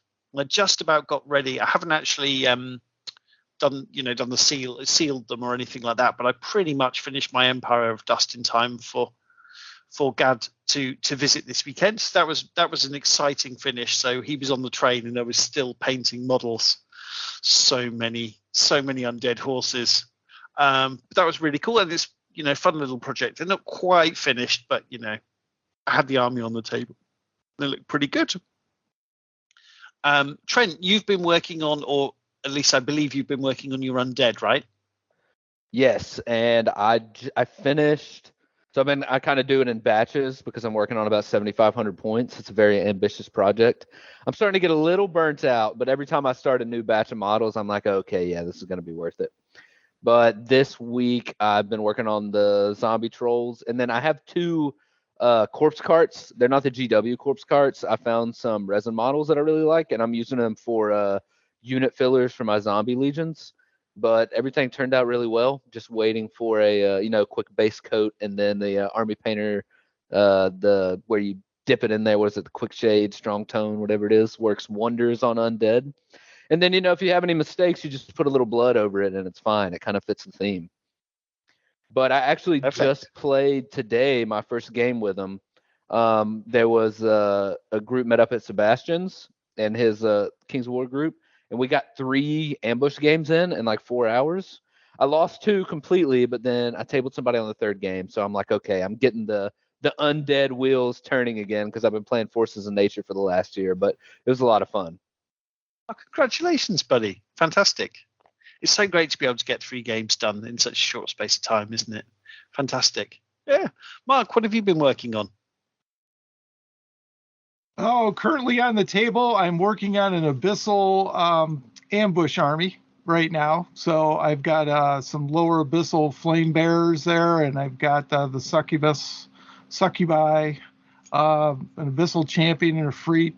Trying to figure out what else I got in there, but I've got the bases basically done except for the tufts. I always put those on after I mount, and then I just need to keep on painting. So I've got the base coats down, and I have just been stalled. February, unfortunately for me, is the worst month of the year for me at work. So I'm kind of in my hobby doldrums, but my energy to do something about it is just just at an all-time high right now. So I am very slowly, we didn't talk about this in Firefight, I was slowly working on the Veerman army that I got for Christmas. And now I've got to definitely shift focus over to the Forge Fathers, as we talked about before. But I'm just ready to go. We're getting ready for Adepticon, so that's all the excitement.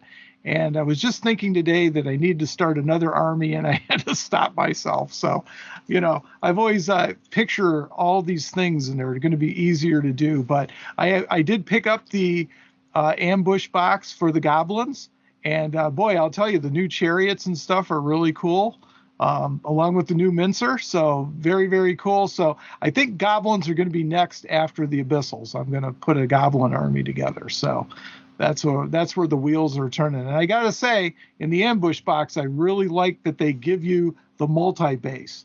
So that's just terrific. I just really enjoying that. I'm so glad that they finally did that. So awesome. Fantastic. And Gad, you've been traveling around the world, so I'm assuming you haven't done much hobby in the last month. Yeah, the only hobby I've been doing is actually playing. Yeah, I mean, I was in Switzerland. I found a player there, had a game with him. Then I went to Basel earlier this week. I had a game with Kevin. He has a club in Switzerland. They do have events and stuff like that. It's quite cool to meet him. Then recently just playing Chris and getting destroyed by Chris.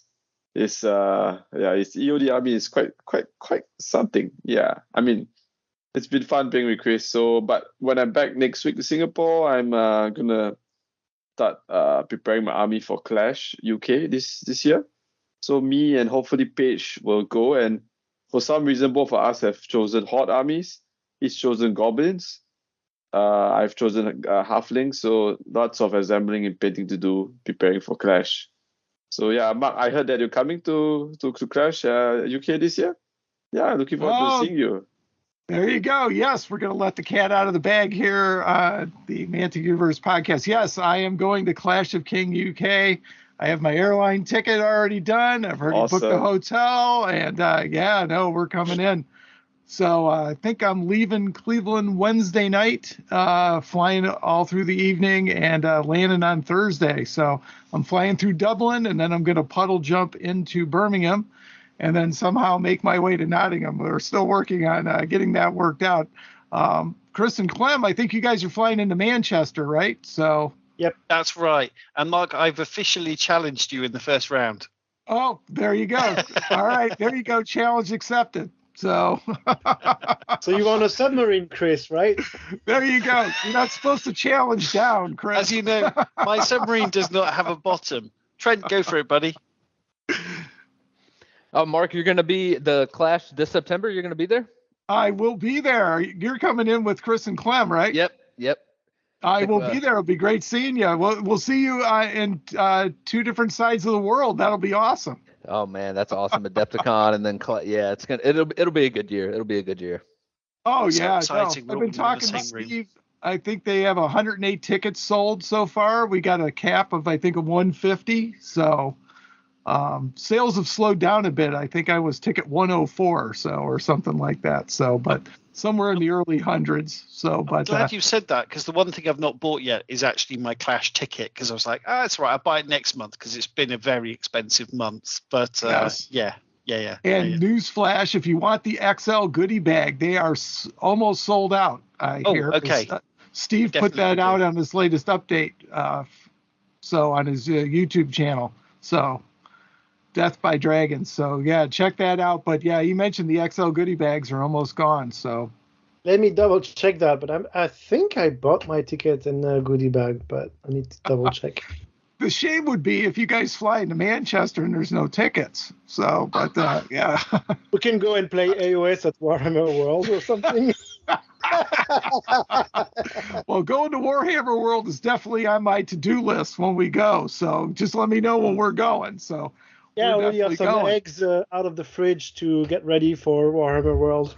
Like rotten eggs to throw at the door. Sorry, I was a longtime GW guy, longtime Outrider. So, but I got to say, my GW interest has waned so much. I'm so Mantic now. I can't even look at the AOS stuff now. They've taken the aesthetic to where there's nothing really there that I even want. So, but you I'm still have to go and see it, still right? Excited. You have to go and see it, Warhammer World, even if you don't play the games anymore. I also plan to go and have a look, obviously. Oh yeah, absolutely. We got to hit Bugman's and everything else. There's all that, and I mean, a lot of the folks I know that work there aren't there anymore, which is a bummer. So, but we'll have to see who's still there and, let them know we're coming. I'd love to swing by Darby and see if we can rustle up Duncan or, whatever. It'll be fun. I can't wait. It's we still haven't put an agenda of fun together yet outside of the tournament, but we'll definitely have to be working on that. So it should be a good time. I love the idea if we try to play a game of ambush in Bugman's and see how long it takes for them to shut us down. Well, maybe if we do it with AOS models, maybe they won't mind. So, but we bought your very, very expensive models. We just don't want to play your rubbish games. Exactly. So it'd be interesting. So, but that's a thought, actually. Maybe get a table or something. It'd be interesting. See if we can pull that off or not. So, Trent, you interested in going to Warhammer World? Oh, absolutely. Nottingham's like the center of all things wargaming, right? So I'm up for anything. There you go. Yeah, I know we have to do Mantic Friday night. Evidently, there's something happening on Friday night at Mantic. So we got to definitely be there. And then obviously Saturday, Sunday. And then, I think I'm leaving Wednesday, I think, something like that. And I was going to leave Tuesday, but I couldn't get a flight out. So they didn't have any flights back to Cleveland. So I got to wait till Wednesday, which is okay. So we'll hang out, do something. So we'll figure it out. We still got time to plan. I've got to still get through Adepticon first, and then I'll start focusing on all the fun and frivolity out there. So it should be a good time, though. And hoping Paige can make it. So.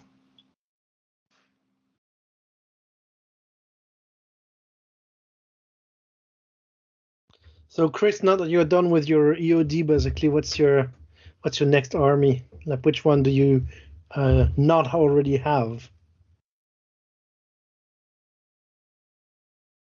Oh, we lost Chris. That's why he didn't jump in. Yeah, I'm tapping you on the shoulder. You got to hit him harder. Chris, are you there, Chris? Oh, yes, technical issues. So we can say bad things about him. Okay, so. Oh, his headset's down. That explains why. Yeah. His headset's down, so carry on. There you go. Well, his microphone is muted, so. Yeah. You mentioned like a low battery about 2 hours. Low battery or something. Finally died. There you go. It lasted a bit longer than planned. This reminds me of the Dice Tower when we took over and promoted Eric to take over for Tom. So that's it. That's it, Clem. We've done it. That's the moment. Chris, who? Exactly. What have I been doing for Kings of War? I have done some salamanders still. I'm still waiting on ceremonial guard bits. So it's kind of the running joke since November now. But hopefully at some point they'll arrive. I'm waiting for them, and then the army will be done. My EOD... Oh, no, I still have the mummies to paint. I primed them, but the mummies... The mummies are still just primed. And I know actually I've been focusing on terrain for Kings of War because we have a big gaming day early March. And now I've decided to complement, I think 3 table sets that I had, expand them a little bit and then paint them. And for some reason, terrain takes me forever. I don't know. Painting terrain, I find quite stressful somehow. I don't know. It's large surfaces. It's not so captivating, I would say. Let me paint gray for the stones and some brown and green for the bottom of the forest. But that's mostly what I've been focusing on. And I can't cheat and use contrast. That's true. I mean, I definitely use contrast on some terrain pieces, but then I varnish them, so that works. That absolutely works. It's just also limited hobby time, I think. And I've also done some stuff outside of Mantic. Warmaster is pretty interesting, and so I've been playing some of that and painting some stuff as well. So Have you been playing actual Warmaster, or are you just playing? Are you? There you go. Yeah. I mean, at some point it was like, yeah, I really like having like the half-scale Kings of War army. Like it gives a really nice impression. And then locally, like in the player group, there are some people who actually play War Master. But I just need to make a few more units, and then I can also give it a try. And yeah, it's interesting. The rules are pretty unique compared to all the other systems that I play, and so for that reason, I like it. But otherwise, yeah, it's a bit. How can I say it nicely? It's not as streamlined as the Kings of War. So some of it is a bit messy, but it makes for cool games. Like a 10 mil miniatures on a 6x4. It looks pretty damn good. So yeah. Yeah, I used to play a lot of War Master back in the Outrider days when the game first came out. And that's why I keep asking you, Clem, about how do you base your cavalry? Because, that's the tricky thing. It's one way for War Master and it's another way for small form Kings of War. So yeah, I did. Yeah. I mean, in the end, I just decided, you know what? I don't plan to use the same miniatures for both systems. And because like a Kings of War army is not that many miniatures after all compared to War Master army, and so I have like 3,000 points of chaos now for War Master, and like that's 10 times what I need for my 2,300 points Varango army. And so instead of having wrong bases for either of the games, well, I just paint a little bit more miniatures and then I have a proper army for both systems. And the same miniatures, I just printed more of them and based them differently depending on the game I want to play with. So yeah, but in the end it just works. Like those miniatures are really super fun and super quick to paint. They cost basically nothing once you bought the STLs, right? Like just 2 hours and like a few grams of resin. And so yeah, it's just I don't know. I find it relaxing to paint 10mm scale as well. Like it's really simple and easy, I think. There you go. Well, I'll throw you a few euros. You can print me out some of that. Are you using the Forest Dragon STLs? Yeah. Oh, yeah. I love that stuff. I just need a resin printer now. If I had a resin printer, that's all I'd be printing is 10mm armies. Yeah, they're relatively cheap and easy to operate, right? Like they're kind of like it's kind of chemical stuff and stinky and some haze up with it. So you need to have proper equipment around it. But otherwise, I made the calculation, either I buy the miniatures pre-printed, or if I want to buy more than 2 armies at some point, buying the printer myself will make more sense, economically speaking. And yeah, I'm definitely above 2 armies now. So I ended up buying a Mars 2, and it just works out of the box. Like it's insanely good. Like literally just drop the files in there and it just works. So. But I think, Clem, what you're really interested and passionate to talk about is your Kings of War stuff that is not War Master or 10mm. So let's start talking about that. Because I can't stop you. That's yeah. No, I mean, when I don't want to paint because I'm not motivated with painting, I just try to find a project that excites me. And it's true, like knocking off a 10mm army in a couple of weeks. That's something that works for me. So yeah, definitely. And have you done anything this month that isn't in small scale? Yeah, I've painted a few lizards, like to finish the salamanders, like everything that I have at hand. And what else? In February, no, I don't think so, because I finished the EOD minus the mummies that I just bought a while ago already. So no, otherwise, just terrain and small stuff. So yeah. Nice. Have you got any games in? Kings of War? No, I played. That's not true. I played on Newbie. Played a couple of games on Newbie against Undead. Pretty tough games, but yeah, interesting. Yeah, it's been a couple of busy weeks for me. So yeah. Mark, have you managed any Kings of War or any ambush this month? Well, only ambush. That's my main thing. I'm going to have to get ready for playing a bigger scale or bigger armies for the team tournament. But no, Colin and I knocked out a quick one. Boy, I can't remember when it was. So that's why I love ambush. 45 minutes up, down. So I just say throw a board together, and we just knock it out. So I can't remember which armies we played either.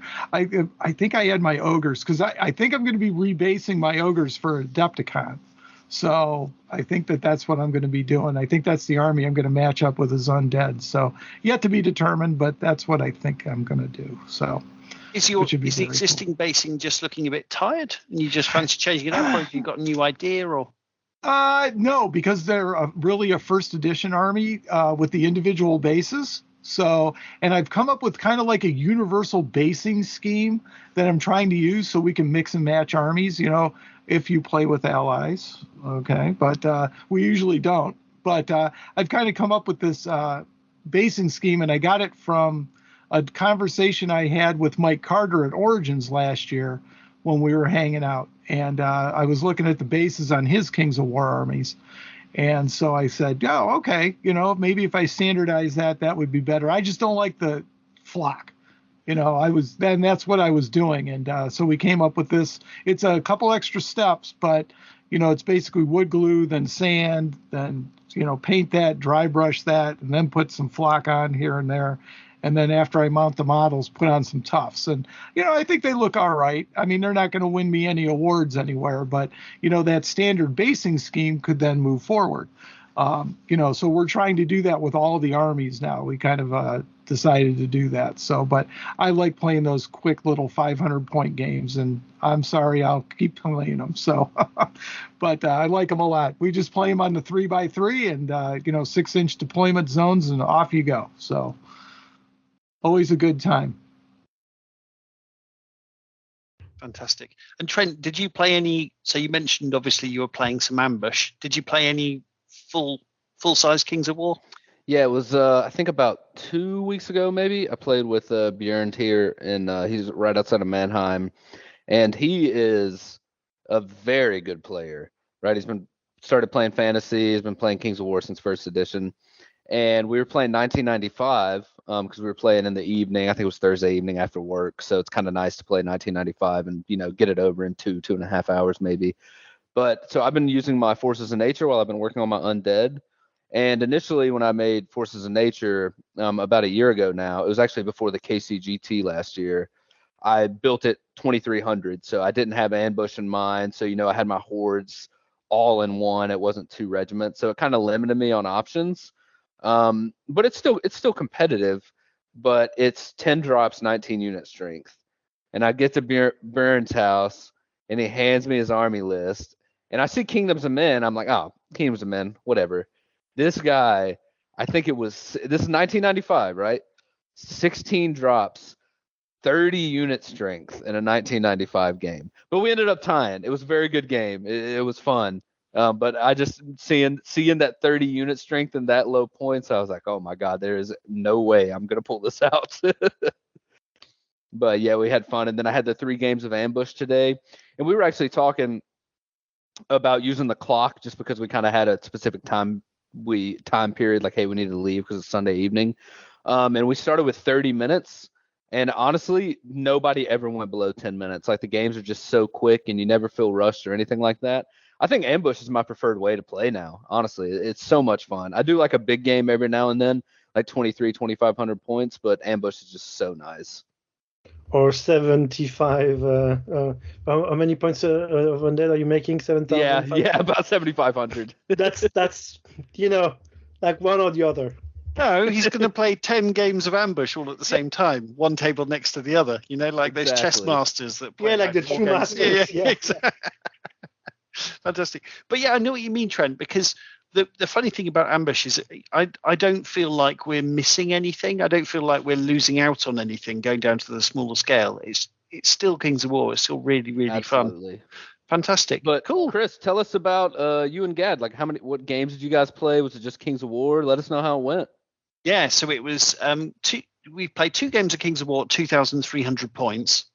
And I'll let Gad explain. Yeah, Chris is just being humble. So I came on Friday. He almost immediately dragged me to the local gaming store for a game, despite my 5-hour travel on the train. Nice, yeah, exactly. Nice. I gave him a bottle of whiskey to drink in the car. Drink this. Take these tablets while you're at it.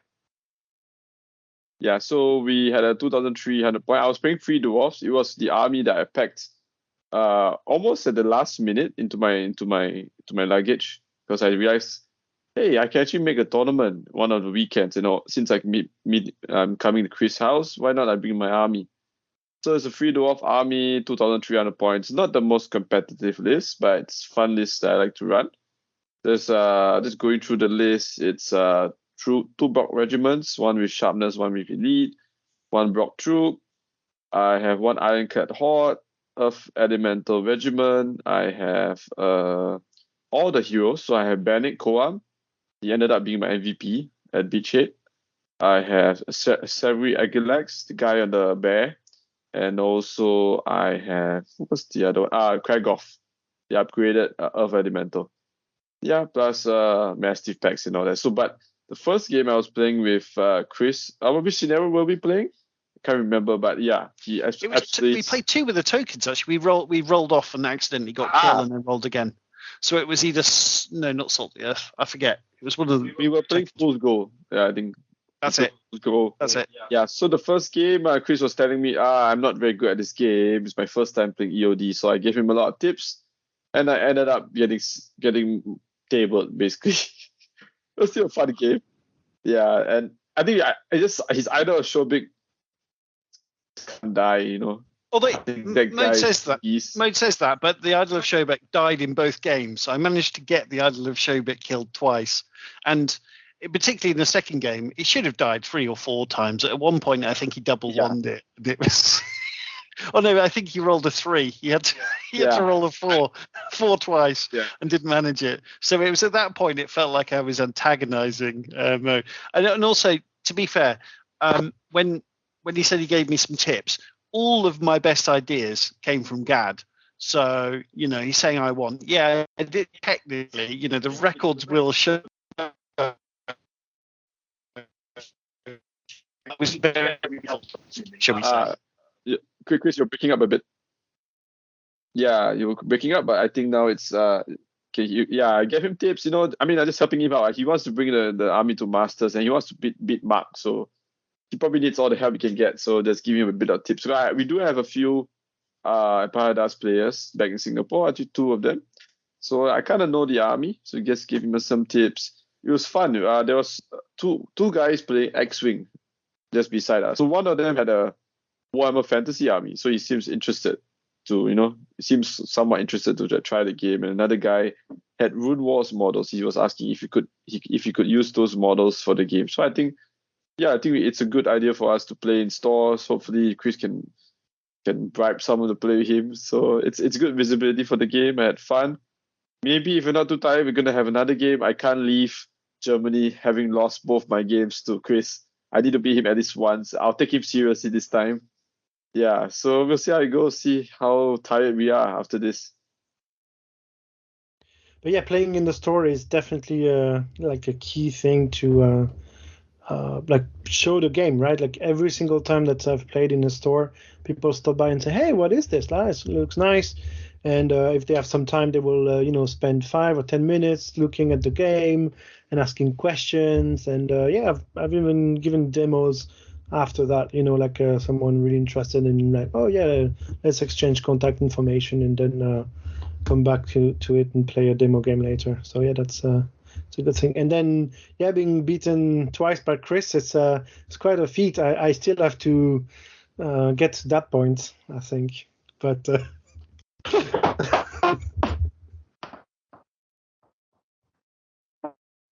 Yeah, that's one thing I got to get better at is working in stores. So, and playing in stores. We've got a local one, but, by the time we pack up, we get over there, we unpack, we're done. We were already finished already, so put it away. So, but hopefully it's a different experience for sure, especially if you have a table very easily accessible at home and you play with someone that's also close by. But it's a different experience when you manage to get to a store and to play there for sure. Yeah, we actually played a 3-way battle. We were using one of the Warhammer supplements, and I can't remember what the name of it was. But it came out, and it was for 3 players, and we had a great time. playing that. You were out for yourself, and boy, I wish I could remember the name of the supplement. But yeah, we had a great time. Yeah, it was Colin, and I think Adrian played. It was a good time. Yeah, and speaking of ambush in the store, me and Chris met up. I think it's been about a month ago now to play ambush. And when we were playing, I think there was at least 4 or 5 people that came up and asked what was going on. So just getting that publicity out, right? But one cool thing that me and Chris did is so we played 2 games of ambush. It was my Forces of Nature, and then he had his Salamanders. And then the second game, we were debating on whether to play a second game of ambush or to move on to Armada. We actually switched ambush armies. So I played Salamanders and he played Forces of Nature, and it was a lot of fun. It was a lot of fun doing that. And that's kind of like the flexibility you get playing those smaller games. So I'm a big fan of it. Oh, yeah. Well, the other neat thing you can do, too, is if you can squeeze in 3 games, if you get the Mantic starter kit, there's always a 3-game campaign in there. And so you can knock that out, real quick. I was kind of hoping they'd do little ones for ambush, but you can use the ones that come in the starter boxes too, because they're basically ambush sized armies, and they've been doing that as long as I don't think we had it in the first edition box, but starting with the second one that they put out, it was the one with the Salamanders and the Forces of Nature in it. So, but that's the same army. Oh, the Abyss. It was the Abyss and the Forces of Nature in that army. They had that started out with a little campaign. So I love that box. That was a cool starter set that they have. Flew totally under the radar for everybody. But yeah, that was pretty cool. But yeah, so you can think about putting those together too. So. I mean, the other thing I want to try that I haven't tried yet is to play a 2vs2 game, right? Like 2 1,000 points armies per side, and I'm sure you can get a pretty fun experience. Like you have to agree what the battle plan is, and I'm sure you can do fun stuff with it. You got to fly over to Adepticon, right, Trent? We've got 2 1,000 point armies playing in the team tournament, so we got you, Clem. Come on over. We'll find you a partner. It's a bit far, but this summer maybe. No, but I mean, maybe we'll try that. We have a gaming weekend coming up in Frankfurt, so maybe we'll play a few double games like this. Let's see. Oh, there you go. Trent can get in some practice, right, Trent? It's all Adepticon practice. Not for fun. Just practice. Oh, but the thing I love about it is the hands across the sea. I talk about that all the time and talked about it heavily. So that's why I'm excited to come across the pond. So it should be fun. It's good seeing everybody, even if it's small contingents coming across. So, Mark, do you know? I mean, are we going to be the only 2 Americans there? John Green is coming, from what I heard. Okay. Yeah. So, okay. But that's all I've heard so far. So it should be good. Yeah, I don't know if I really count because I'm living in Germany, so it's not that far of a flight. Yeah. There you go. Well, we'll count you as German for this trip. So with Clem and Chris. So there you go. Should be fun though. That's right. There's three Germans. None of us are German. Yep. That's how I technically have a German passport, so I think technically I count.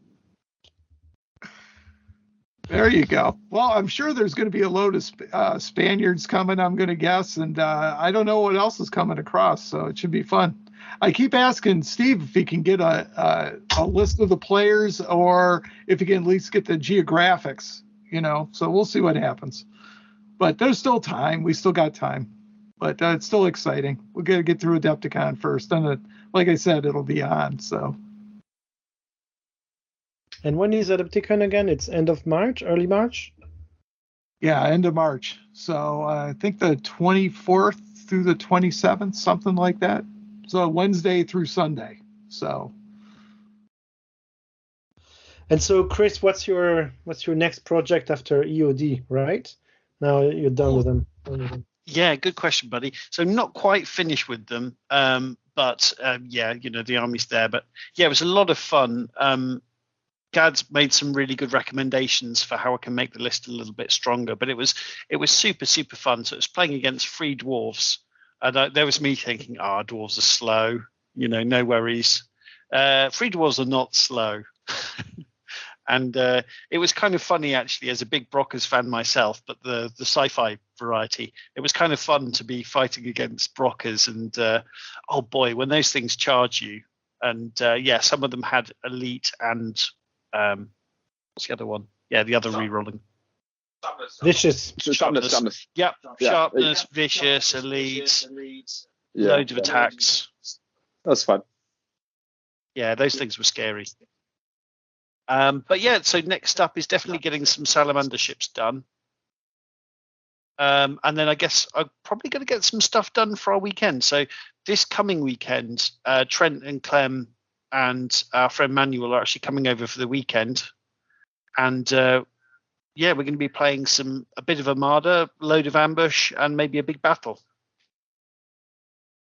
So and some Mason Labs, of course. And some Mason Labs. So I'll probably just have to think, what have I actually forgotten to do? Definitely the Salamander fleet I want to get done. But I think, we'll just play a little bit of Armada. I enjoy the game a lot. So let's give it a go. And then loads and loads of ambush and a huge battle, I hope. And we've got to kind of tie a story together because I would really like to play EOD. But I'm wondering maybe Clem's Salamanders will kind of ally with, maybe there's because what I was kind of thinking is maybe because we're fighting against 2 undead armies. So maybe 1,000 years ago, there was this war that's kind of somehow continued again, even in death. But maybe Clem Salamanders kind of see an opportunity to kind of side with the weaker one to make sure that more evil is destroyed, or I don't know, something like that maybe.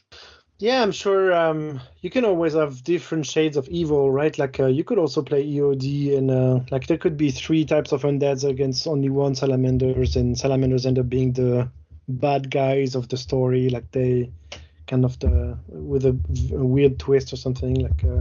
I don't believe in good and evil in a way, so To be fair though, I don't really think of my EOD Pharaoh guy as evil. He's just kind of an idiot. But he's not evil. Yeah, I mean it's just what he does, right? Just the other don't understand its cultural differences, right?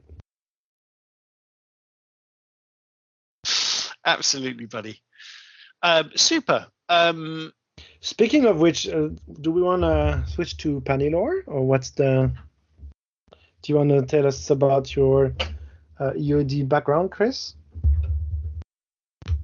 Theoretically, yes. Can I remember? I've made a huge amount of notes. Yeah, so Clem, we were talking about obviously next games, bit of story. So I wanted to give some background to my EOD. So I was kind of thinking basically there was this EOD war way back when, back in the olden days, and there was a bit of a civil war, something like that. But the survivors from the losers basically fled out into the desert. And I think they're kind of city folks. They don't really know what they're doing in the desert.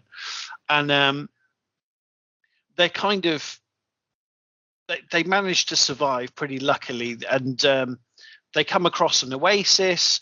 And, sort of some of the pharaohs or the priests or whatever cast a load of, spells so that mind fog and all kinds of stuff to kind of protect the oasis and kind of keep it a secret. So they kind of end up building a bit of a city at this oasis, which becomes kind of forgotten. And yeah, basically I can't remember exactly what I said, but basically my Pharaoh guy leader gets tricked by one of his advisors. It's that kind of cliched, evil Eastern advisor kind of situation. And second in command, I want to say. Yeah, exactly. Sort of what was the name of the bad guy in Aladdin? It's that kind of situation going on. Yeah, and he gets tricked into making a pact to protect the city. I thought maybe the evil was the traitor second in command guy who obviously wanted to rule for himself. I thought maybe he kind of tipped off the Ophidians as to where we were. So maybe an Ophidian army found its way through the desert to destroy us. So he kind of pressured my leader guy into signing up to a terrible deal. It was kind of like, sign this or we're going to lose anyway. but the Ophidian army was kind of a bit of a mirage. It was like, he'd kind of, it was a trap for the Ophidians. So, after my guy basically just goes to sleep for a really long time, then, that is easily defeated by the number 2 guy. And then we sort of don't really know what happens. Like, does the number 2 guy run the kingdom into dust, or, does he kind of do a bad job? Is it just a really, really long time later and everyone's dead? But basically my guy kind of wakes up in his tower and goes, oh, what's going on? So he's kind of mad, confused, strange things going on, likes burning purple flowers and inhaling whatever comes off them. So we're stumbling out to kind of figure out what happened, because he doesn't quite understand what happened. So he's raised a load of his old soldiers, his loyal, or maybe not so loyal soldiers, but they're loyal enough now. And he's just trying to figure out what will happen, what happened to his beloved city. And something with architecture, like columns in the shape of a penis, right? Well, that's from your basing.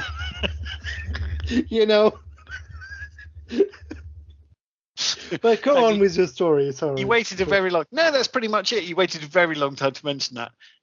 Sorry guys. Just for context, I mentioned on the Facebook group that because I was molding phallic shapes to make columns, and made a joke about that. By hand, like with putty. Exactly. It looks very exactly. Yeah, exactly. They're fertility pillars. It's fine. It's all right. It's all right. Exactly. They're very fertile in this empire of dust. Exactly. They're very virulent, undead. So it's really fun just to make a little bit of a story. I say a little bit. It's really, really long. In fact, it's too long, so it makes it difficult to explain. But I really enjoyed. I mean, Gad is a lovely bloke, and just playing those games was really, really fun. He helped me massively, right? And he went. Funnily enough, Gad he's just stepped away, but he went to Bournemouth, which is right down the road from where I grew up. And went to a tournament, and he placed mid-table, but beat some really good players along the way. And I think his Free Dwarf army was pretty darn scary, to be honest. There's some good shooting in there, really scary chargy stuff. But it was kind of fun army to play against kind of thing. And I rather enjoyed the EOD. They're kind of slow turns 1 and 2. They are really, really slow. But on the other hand, you don't have to worry about, do I have to worry about difficult terrain because we're moving speed 5? Like, no matter what, we're going speed 5. Forest there, no problem. We're still at speed 5. For the fast units. Yeah, right. That's the speedy guys. Yeah, exactly. Yeah, and I tried out a few things. So, did a bit of a long bomb charge with some surging. To get Shobik into the flank of a Greater Earth Elemental. Didn't kill the Greater Earth Elemental, which was a bit of a shame. But still, it was cool to do. So I had Shobik hanging out there, but amazingly, he didn't die for a couple of turns, despite being charged in the flank and all sorts of trouble. But it's weirdly a bit forgiving because you've got the surge. So yeah, it's interesting. So it kind of turns 1 and 2, it's slow, but after that, you don't have to worry so much, to be honest, because once you're in combat, it's pretty much right. We're in this now. We know what's going on. You can still charge, and so I was pretty lucky in the first game, in as much as my Revenant cavalry charged the Brockers, the Brock Riders, which was really bad news for them. And then in the second game, I realized, thank goodness in the first game, these guys didn't charge me, because they're absolute murder machines. They really are, like, so scary. So in the first game, I kind of managed somehow, like, let's be honest, with Gad's help, I got to kind of pick my combats in the first game a lot more. And the second game, I had a lot less control over that. So I got some Brock Riders into a horde of chariots. That horde of chariots is just dead. It's just gone. So that was it was really interesting to see the second game, because it was just saw a lot more of why that army is quite so scary. But yeah, it was just a lot of fun, to be honest, and I really enjoyed playing as the EOD. It's great. They got lots of good shooting. So it's kind of in every phase you're doing something interesting, whether it's draining life or shooting scary bolts at stuff, or obviously in the combat phase. So it was just a lot of fun to play, and I was like, oh, I get to surge now. Oh. I get to drain life, so I loved it, to be honest. Had a great time playing it, and as Gad mentioned earlier, just playing in the shop makes such a difference, because people really did, because we were having a great time. It was obvious we were having a great time, and so people were just coming over and going, oh, interesting. And funnily enough, there was an American guy who was like, no, I'm not playing a new game, no way. And then about an hour later, he came back and said, could I play this game with Rune Wars models? And I was like, yeah, no problem, you can. He was like, okay, well, we'll see.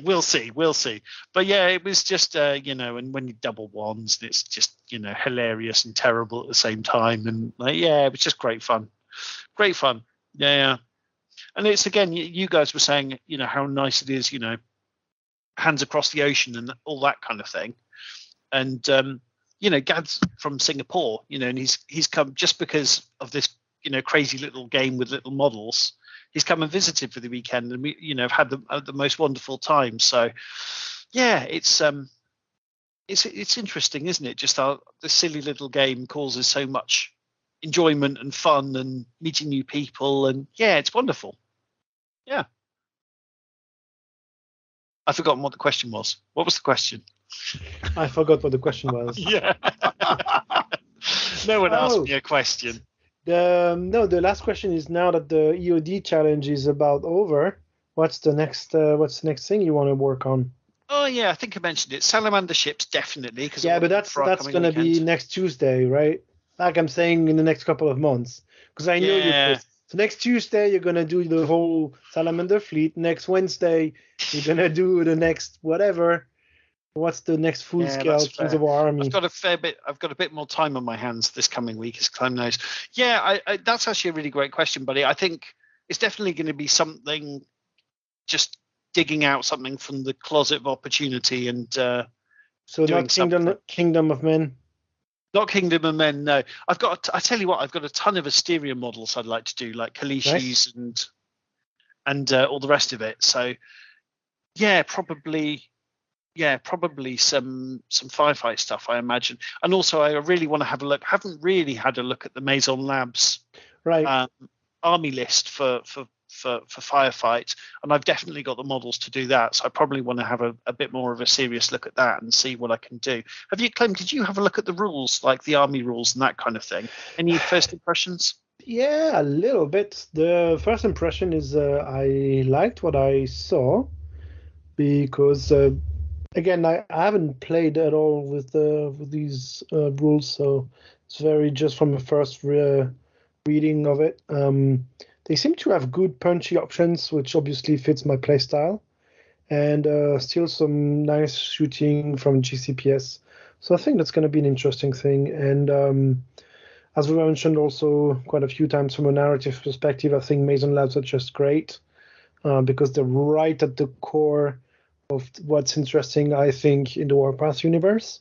And so having them available to tell cool stories, I think, will be a really nice thing. So, but yeah, I haven't built a killer list yet, or found something that absolutely sounds out of place. Or I mean, I like that the command orders, or is it the faction orders, that you can use only once per turn. I think that's a good change. Maybe it should be linked to the size of the game. Like if you play 750 or 2,000 points, I would expect it to function slightly differently. Maybe, not too sure yet. But otherwise, I'm looking for a lab technician because I can do really cool stuff. And I'm a bit sad that I missed out on the Star Saga stuff, because if you have Star Saga or some of those expansions, then you can definitely already build an army. But so far I like what I'm seeing. It'll be also a good change. Like it's very similar models, if not the exact same models, and different rules. So for me as a Plague and GCPS player, it will be very interesting. Good excuse to get a couple more monsters and a couple more guys to paint a different color. Yeah, but otherwise pretty cool. And in terms of the narrative stuff, obviously you've got all the crazy monsters, and that's great. But also you've got all of the kind of GCPS shenanigans, like political machinations of this sort of like evil, but only sort of secretly. They've got a veneer of respectability about them, haven't they? The Maison Labs, where they're like, we're a pharmaceuticals company, we're doing good stuff. Don't go through that door. You know, that there's that kind of stuff going on. So sign this disclaimer first. But yeah, I mean, I think it's an interesting type of narrative, right? Because it's very rich in a way. Like, and in a way, it's not Star Wars, it's not 40K, and it's not completely crazy out there. Like, what is this? I don't relate to any of it. And so I think that's really, really brilliant, really, really interesting. But anyway, we're kind of completely sidetracking now. Yeah, we missed you, but we missed you for the Firefight section. So right, we're just looping that back in. Yeah. There was somewhat of an awkward silence at the Firefight faction. It was like, has anyone got anything to say? Some cool things. Clem's not here, but you know. Yeah, that can happen. Making a podcast. Yeah, that's life. Yeah, super. Super. And just before we move on, Trent, do you want to explain to the world your awesome army backstory for your Forces of Nature, even though Brandon's not here, or is that making you embarrassed? I'm still polishing it up, but I promise one day I'll give you the full readout. Yes, when it's ready. Okay. Okay, fine. Fantastic. Sounds good. Super. Should we move on to listener questions? Why not? Absolutely. So, Trent, do you want to read out the questions that you submitted? Because I feel like, it feels like that's that's why you invited you, so you better read them. Yeah, I was about to say, to be fair, when I was writing these questions on Facebook, when I should have been working, I didn't know I was actually going to have to be here and interact. But so first question I had to anybody who can jump on it. Which speed/contrast paint brand do you prefer and why? If you want to trick Trent, you could pretend that the battery of your headset is not working well, and you can disconnect. I don't speak English. Yeah,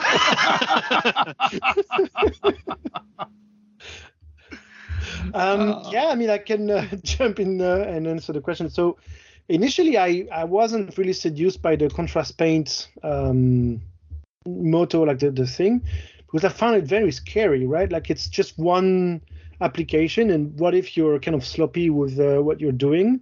Like, how could you just fix this afterward? Like, I was like, I'm not gonna do this. And also, obviously, it doesn't mix so well with like if I was already in the middle of painting an army, and you can't just say, hey, I've been layering my blue cloaks for the army, let me switch to contrast paint now. It's just a different finish, and so you just can't switch in the middle. So initially I was like, not gonna touch this stuff. And the first contrast paint that I used was GW's, because that's what was out there at the time, and it was as glazes over metallic paints to get interesting different colors of metallics. And I was like, oh, that actually works quite well, and it's pretty interesting. Like, I played with Skeleton Horde, like the bone color, which is actually very interesting as a tool. And I slowly bought more and more contrast paints, and now basically, if I start a new project, chances are I will be using contrast paints. So yeah. Have you tried any of the other brands of contrast paint? Not yet, and one reason for it is I hate dropper bottles. So nope. Oh, of course, because you don't use a wet palette.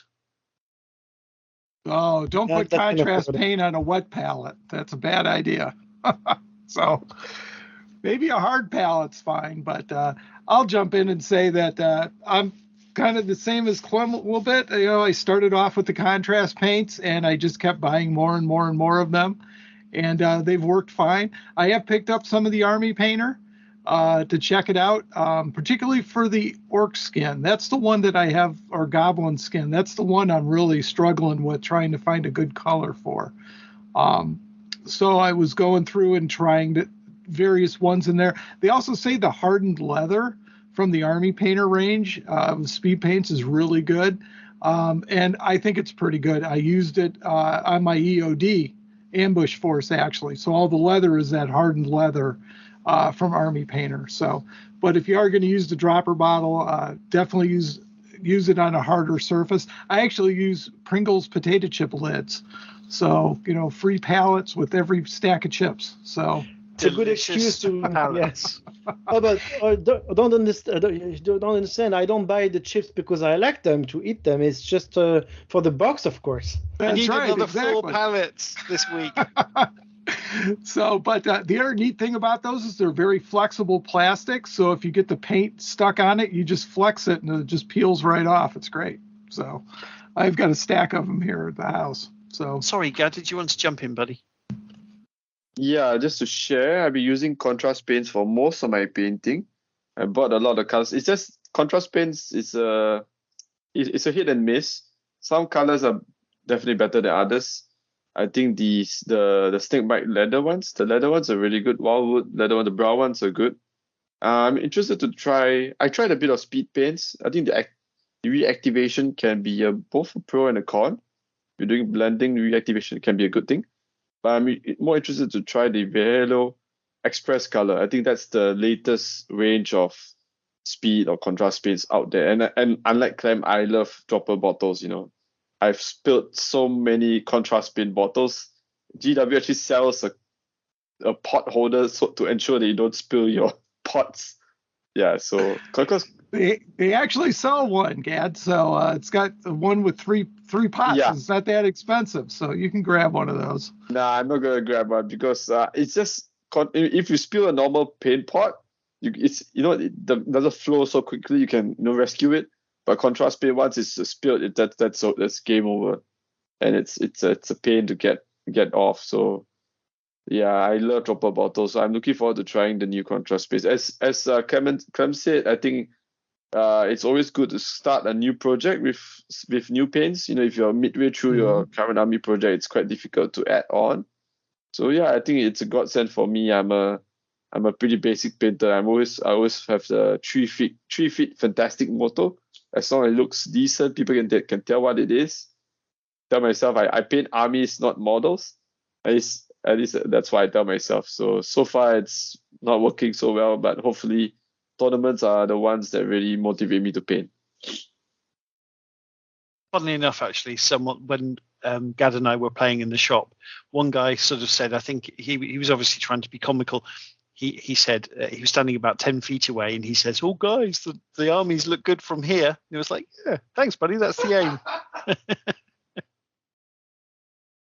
Bless him. And a couple of people have mentioned that they're hit and miss contrast paints.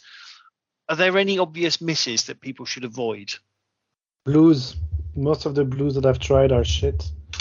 I think the issue is they're sometimes, some of them are very transparent, and some of them are extremely dark, and it looks like there's no in between. Like the leather color, like snakebite leather, I think it's called, right? Like a contrast paint. It really does the contrast job very well. And so I use it on top of Zenithal white priming on top of black, and it just instantly works exactly as advertised. And the blues, usually they just, I still use blues, right? But it's pretty hard to get consistent, good-looking results, at least from my perspective. And is anyone using contrast paints for anything other than just sort of, as we've discussed, using them as intended? Are you mixing them into anything or trying anything crazy? I just wet blend them quite a bit. Like it's relatively easy, right? Like they work well for this stuff. And otherwise as glazes on top of metallics. Shooting through the airbrush, they behave slightly differently as well. I think it's relatively well known at that point. But they also work quite well. Like they can be shot almost instantly. Like just pipette them out of the pot into the airbrush, more or less. And so I find them very convenient to use. Let's say. What are you trying to do, Clem, when you put it through an airbrush? Mostly so what I've done so far is to paint vehicles, like like GCPS Strider or the mules, because larger surfaces like this, you kind of want to use an airbrush to have a more homogeneous layer of paint. And since my whole army, like GCPS army, like the colors are contrast colors, I thought, yeah, let's just shoot that through the airbrush directly, and yeah, it works great. Trent, have we answered your question? Yeah, I think so. And I do want to say, so I like using inks, or have been in the past. There's just like certain colors that I really like, and for the last project, I was when I was painting my whites, which were actually GW Spirit Host. I hate to admit that, but I just don't like the Mantic white models. You tried it, and they're the old metal, right? I mean, I think it's pretty fair. Yeah, right? yeah. I know they came out with the resin ones, but I kind of wanted something a little bit different, anyways. But for my for the Spirit Host, I had 2 coats of ink, and I had the shade of blue I wanted, like just right.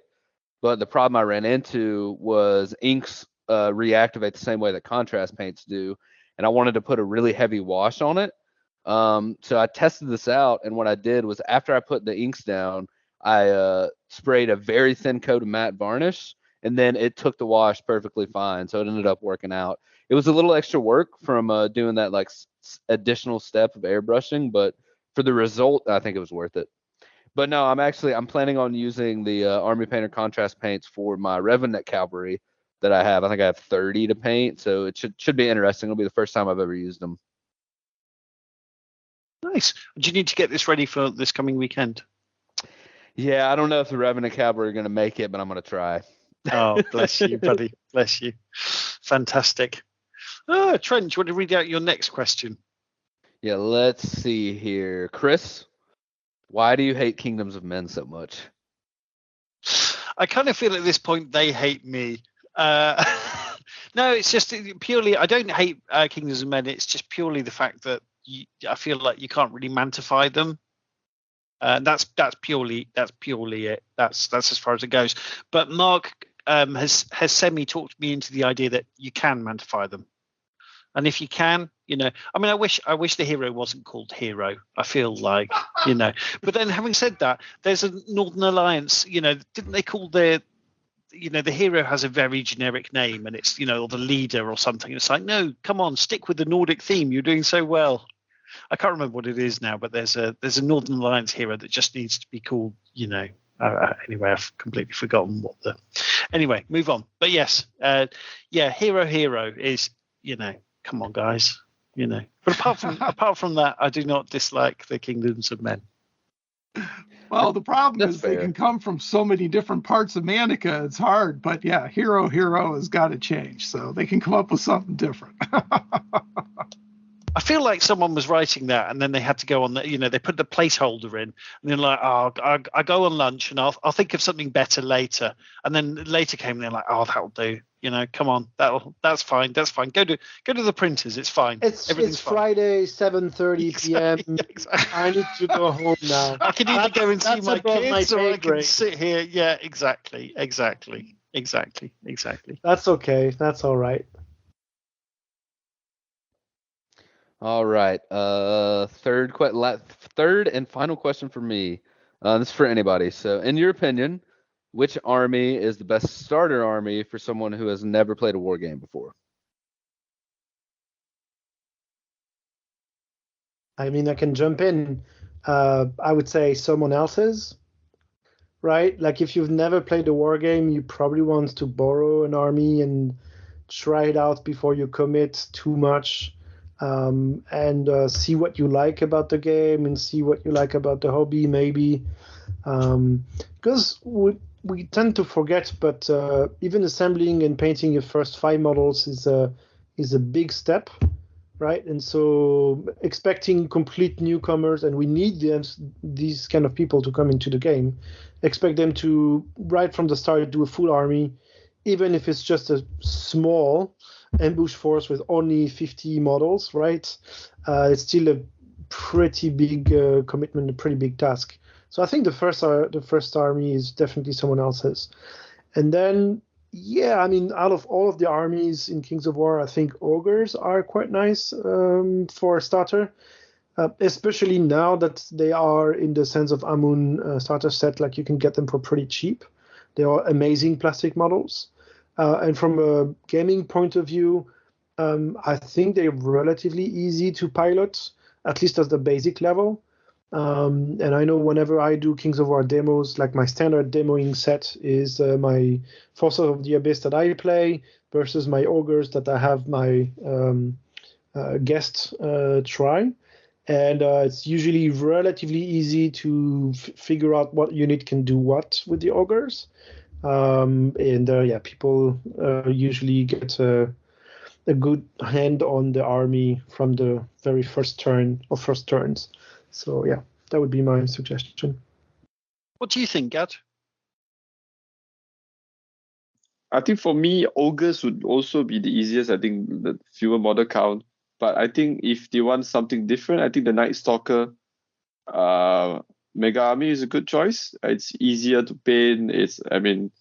We had a player who bought the Mega Army and painted it in like a week or two with an airbrush. So I think it's a good army set. Lots of models. I think Night Stalker, and it's also quite unique. The IP is different from the other games out there. So I think other than ogres, I think the Night Stalker set would be good. And as we know from our Big Red Book review, Soul Flayers remain speed 10, so that's good. That was a Absolutely. great point. They're exactly the same as before. No Exactly change for Night Stalkers. Exactly the same. But Mark, anything to add?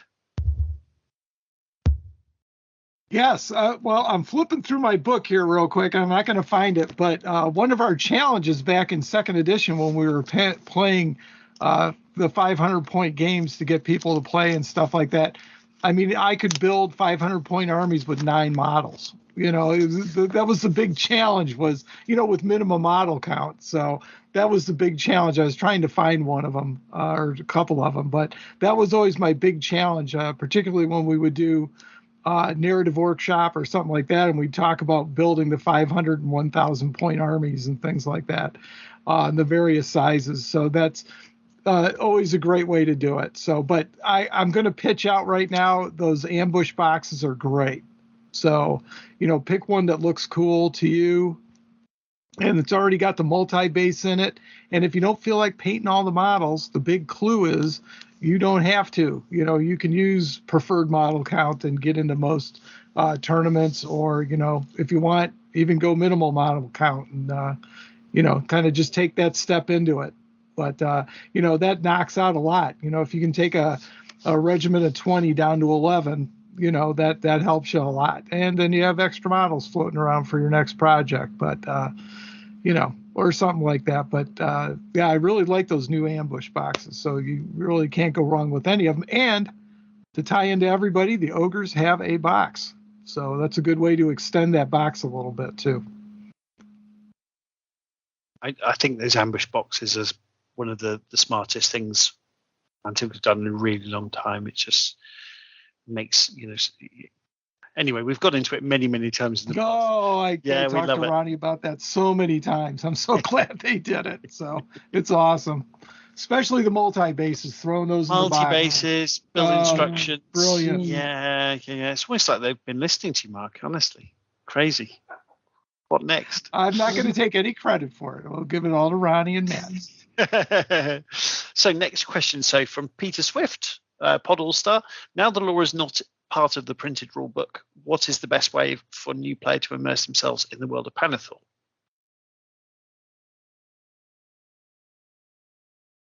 Well, what do you think, Chris? Well, the first thing I would say is they can go on the Mantic website and read the lore. It's there. It's still there, hidden away. It is. It took me a while to find it when I wanted to have a look at it the other day. I didn't look at the right categories, but it is there for sure. Yeah, I mean, I feel like if you struggle to find it, then that's not ideal. But it is still there. Yeah, I mean, it's obviously we were talking to Brandon earlier. I think one of the best ways is the short stories on the website. There's some really great stuff there. It's very accessible. Obviously, it's free. And then obviously there's the novels that we really want people to read. Hopefully there'll be more audiobooks. There are some, there's a couple of audiobooks, I think. There's definitely Steps to Deliverance. And I think Brandon mentioned there was another one coming. But I think the book's good way to get into it.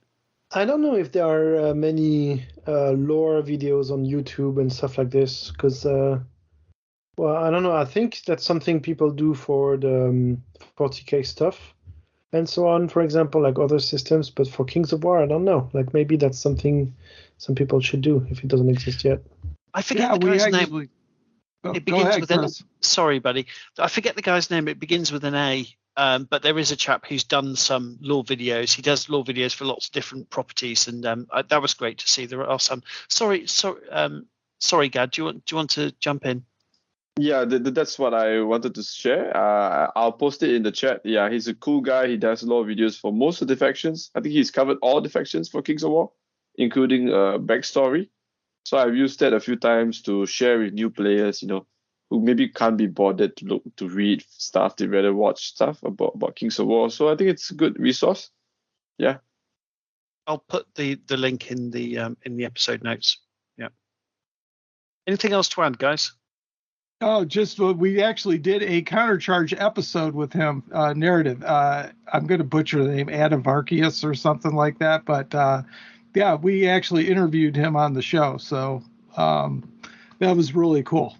So he's a great guy, and has done the lore, and is the way he does his lore is kind of like he's a teacher, kind of like, and he kind of goes through the faction and the background, the lore and stuff like that. It's really pretty good. So I'd encourage everybody to check that out. So I'll be the third vote for that. Yeah, he comes across as a character, doesn't he? He's not just saying, "Hey, I'm explaining the lore of this game." He comes across as a character in the game who's explaining it to somebody else who's in the Pannithor universe. It's a cool idea. It's a cool concept. Yeah, I like that. Do we have any other recommendations, guys, for getting into the lore and the narrative? There's a video by Blackjack Legacy about like a lore. So maybe he's done more videos. I'm not sure, but he's done a video or two. I'm posting in the link. You can also link it up. And also, I think Paige of Newbie Dice also did a video about Kings of War lore as well. Great tips. I'll try and get all that in the show notes. Fantastic. So next question from Peter. So the recent short story for the Deadzone starter set shone a bit of a different light on the Asterians and Plague. How much of a role do you think the lore and immersion in the setting has on your enjoyment and investment in the game? Yeah, great question. A lot, I would say. Them? Yeah, I mean, for me, it's really like the cherry on the cake in a way. And by that, I mean, it really adds a lot on top of it. But for me, it works because Kings of War is a great game to begin with. And so what I care first and foremost is that the game itself works for me and that I have a good time playing the game. And then if there's also a nice story, like I can project myself, immerse myself in the universe and tell a story around it, then it makes it even better. And I think it's even more so for Firefight, because I think I like the lore of Warpath quite a bit. Like I think it's well built. There's not too much of it, but it's just enough for me to let my mind go wild and crazy with new ideas that fit in the universe. And so exactly like that. Cherry on the cake really makes it excellent, but it really comes from, at first, it has to be a good game, and those are good games. Yeah. Sorry, Gad. Go for it, buddy. Sorry, I just shared the link. That's all. Moving on. Trent, anything to add? Nope, I'm kind of thinking along the same lines as Clem, as it's nice to, what would the phrasing be? It's nice to frame your games with something to give you a little bit more buy-in, Like that's why when I built my Forces of Nature army, I kind of made it's just a 1-page backstory. But honestly, I did it in it to give me some more motivation to be like, okay, I'm going to paint this army. I'm going to get it on the tabletop. And it's pretty cool. Like I have it printed out. I put it in a frame on my display board and I go to tournaments. Like it's fun. Just a little more buy-in to that specific army and the hobby itself. And I'm sure it says something like, oh, and these Forces of Nature are well known for having blotchy skin, and so you can get away with crappy dry brushing. You know, the whole time you and Clem were talking about your Salamanders pitch, I was thinking, this sounds awfully convenient story, just so they only have to paint large infantry and not more salamanders with the fire elementals. I promise it came the other way around. Like I think so. We both wrote lists like independently, and turns out more than half of both of our armies, salamanders, is not lizardmen, is actual fire stuff. And we were like, oh, you like fire? Yeah, I like painting fire. Yeah, me too. Yeah, so that's how it is. Friend, your cynicism is healthy, and I respect that. But actually, unbelievable as it is, Clem is telling the truth. It did come after. Mark, do you want to jump in, buddy? Oh, yeah. I mean, the one thing about lore is not going to stop me from playing the game, but it's going to help me play the game. I don't want to say better, but enjoy it more, and possibly even play it more and have a little more fun with it. So, but yeah, I love it. And we already mentioned, running over there to Winged Hussar again. There's the one countercharge journal in there, and then they also have the book that they did through the pandemic, and that's a free download, so you can go check that out.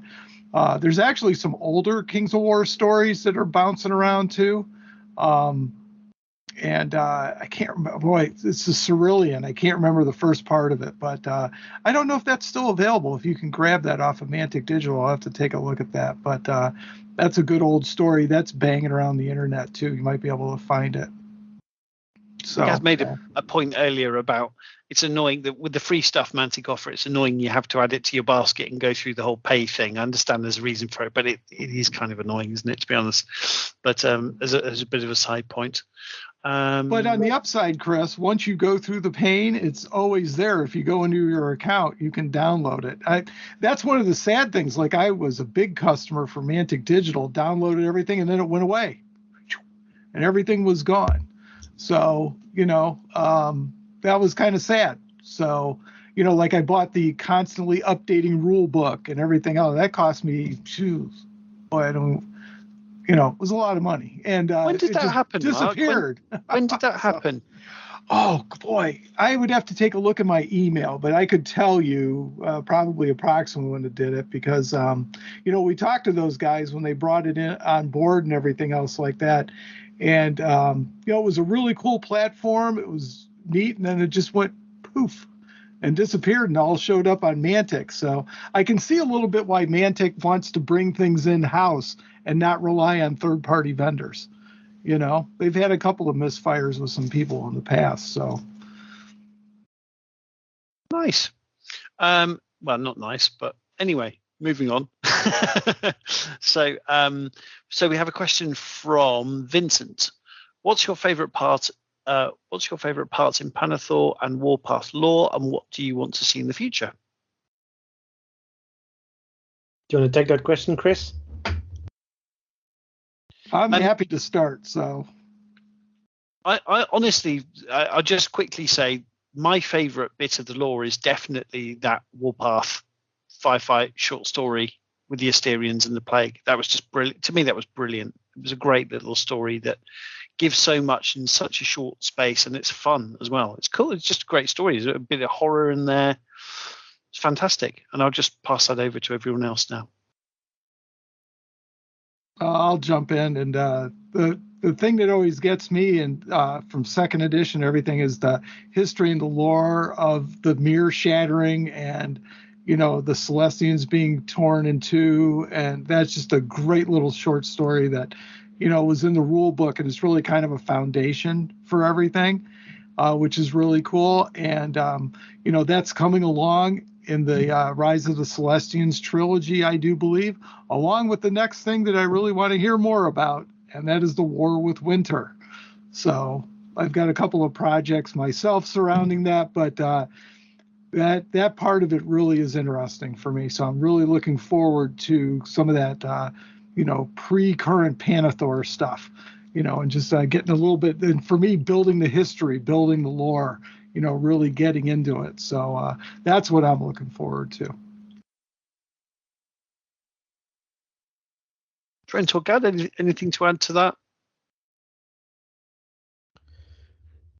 I think for myself, I'm just interested in like the archetype factions, like dwarves. They're quite different in Pannithor.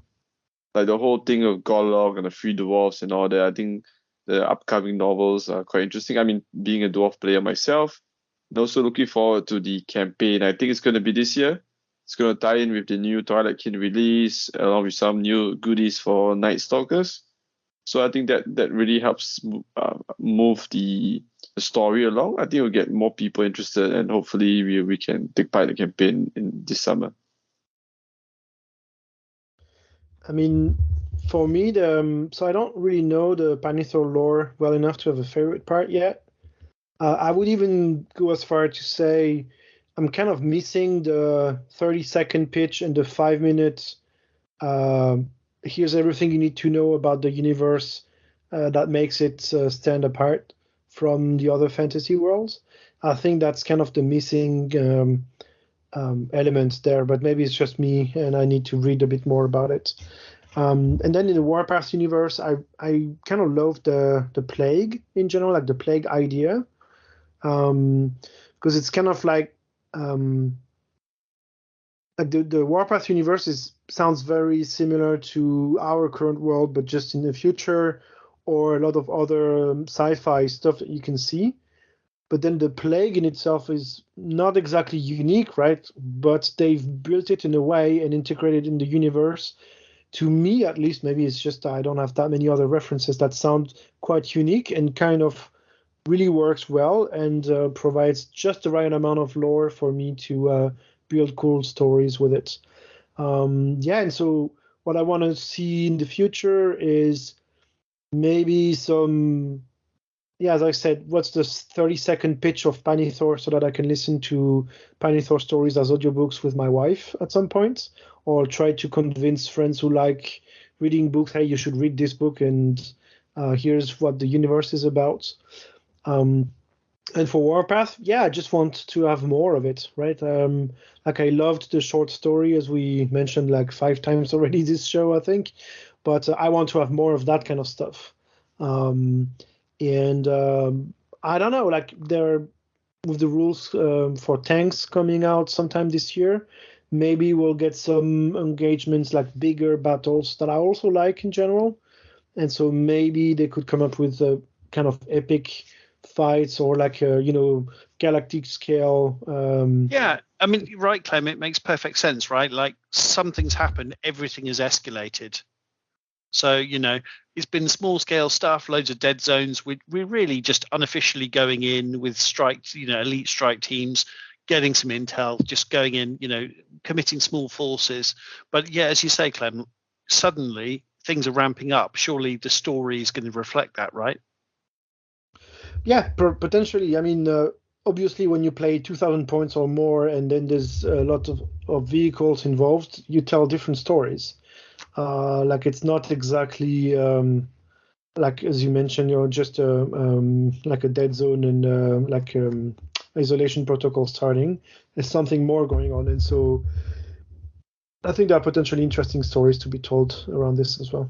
The tagline for Aliens was "This time it's war." Yeah.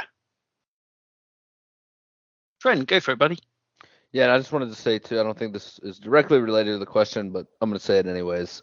I think for the Pannithor lore and for Warpath too, the Mantic IP for Kings of War, like Halflings, Night Stalkers, Riftforged Orcs, I think those are amazing additions to the game. And what I want to see in the future is just keep like digging into that further, like give us more, because I love the Halflings. Like they're not Tolkien hobbits, right? Like it's just a whole nother thing. I think they did a really great job of taking a fantasy trope, I don't know if that's the right word, and then really making it their own. Yeah, definitely, buddy. And actually, I think that's a fantastic point. Is for a long time, I think, if you ask the question, what is Pannithor? What is the Kings of War lore? It's difficult to answer that in a way that isn't, well, the Lord of the Rings. Well, it's kind of that. But you're right, Trent. The stuff Mantic's been coming up with, for quite a while now, all the new stuff, it's not Lord of the Rings. Night Stalkers is something else. Northern Alliance is something else. So it's really, really cool that they are differentiating themselves and creating, as you say, like, their IPs. This is their fantasy world. It's not just another generic fantasy setting where we know exactly where we are, and these guys are like Rohan, and these are like the hobbits, and they, it's, even the halflings, it's Mantic's thing. It's totally different from, Frodo would have a horrible time meeting these scary individuals. That would not work.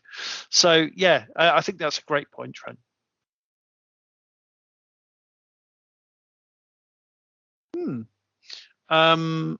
Super. And then Erasmus has asked, which Tales of Pannithor book did you enjoy the most? And what's your favourite bit of Mantic lore, which is obviously pretty similar to the last point.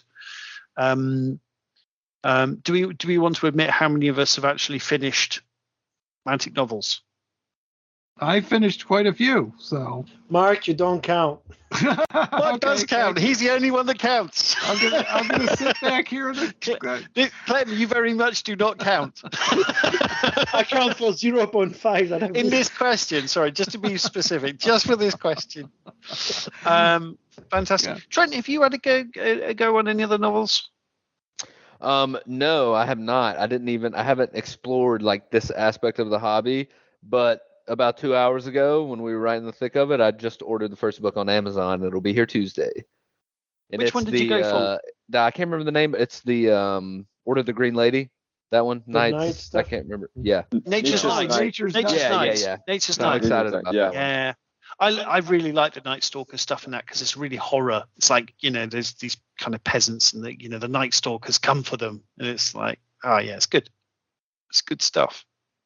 Oddly enough, I have not gotten to Nature's Night yet, so it's on my table. So, but I am rereading Steps to Deliverance right now because that one's my favorite.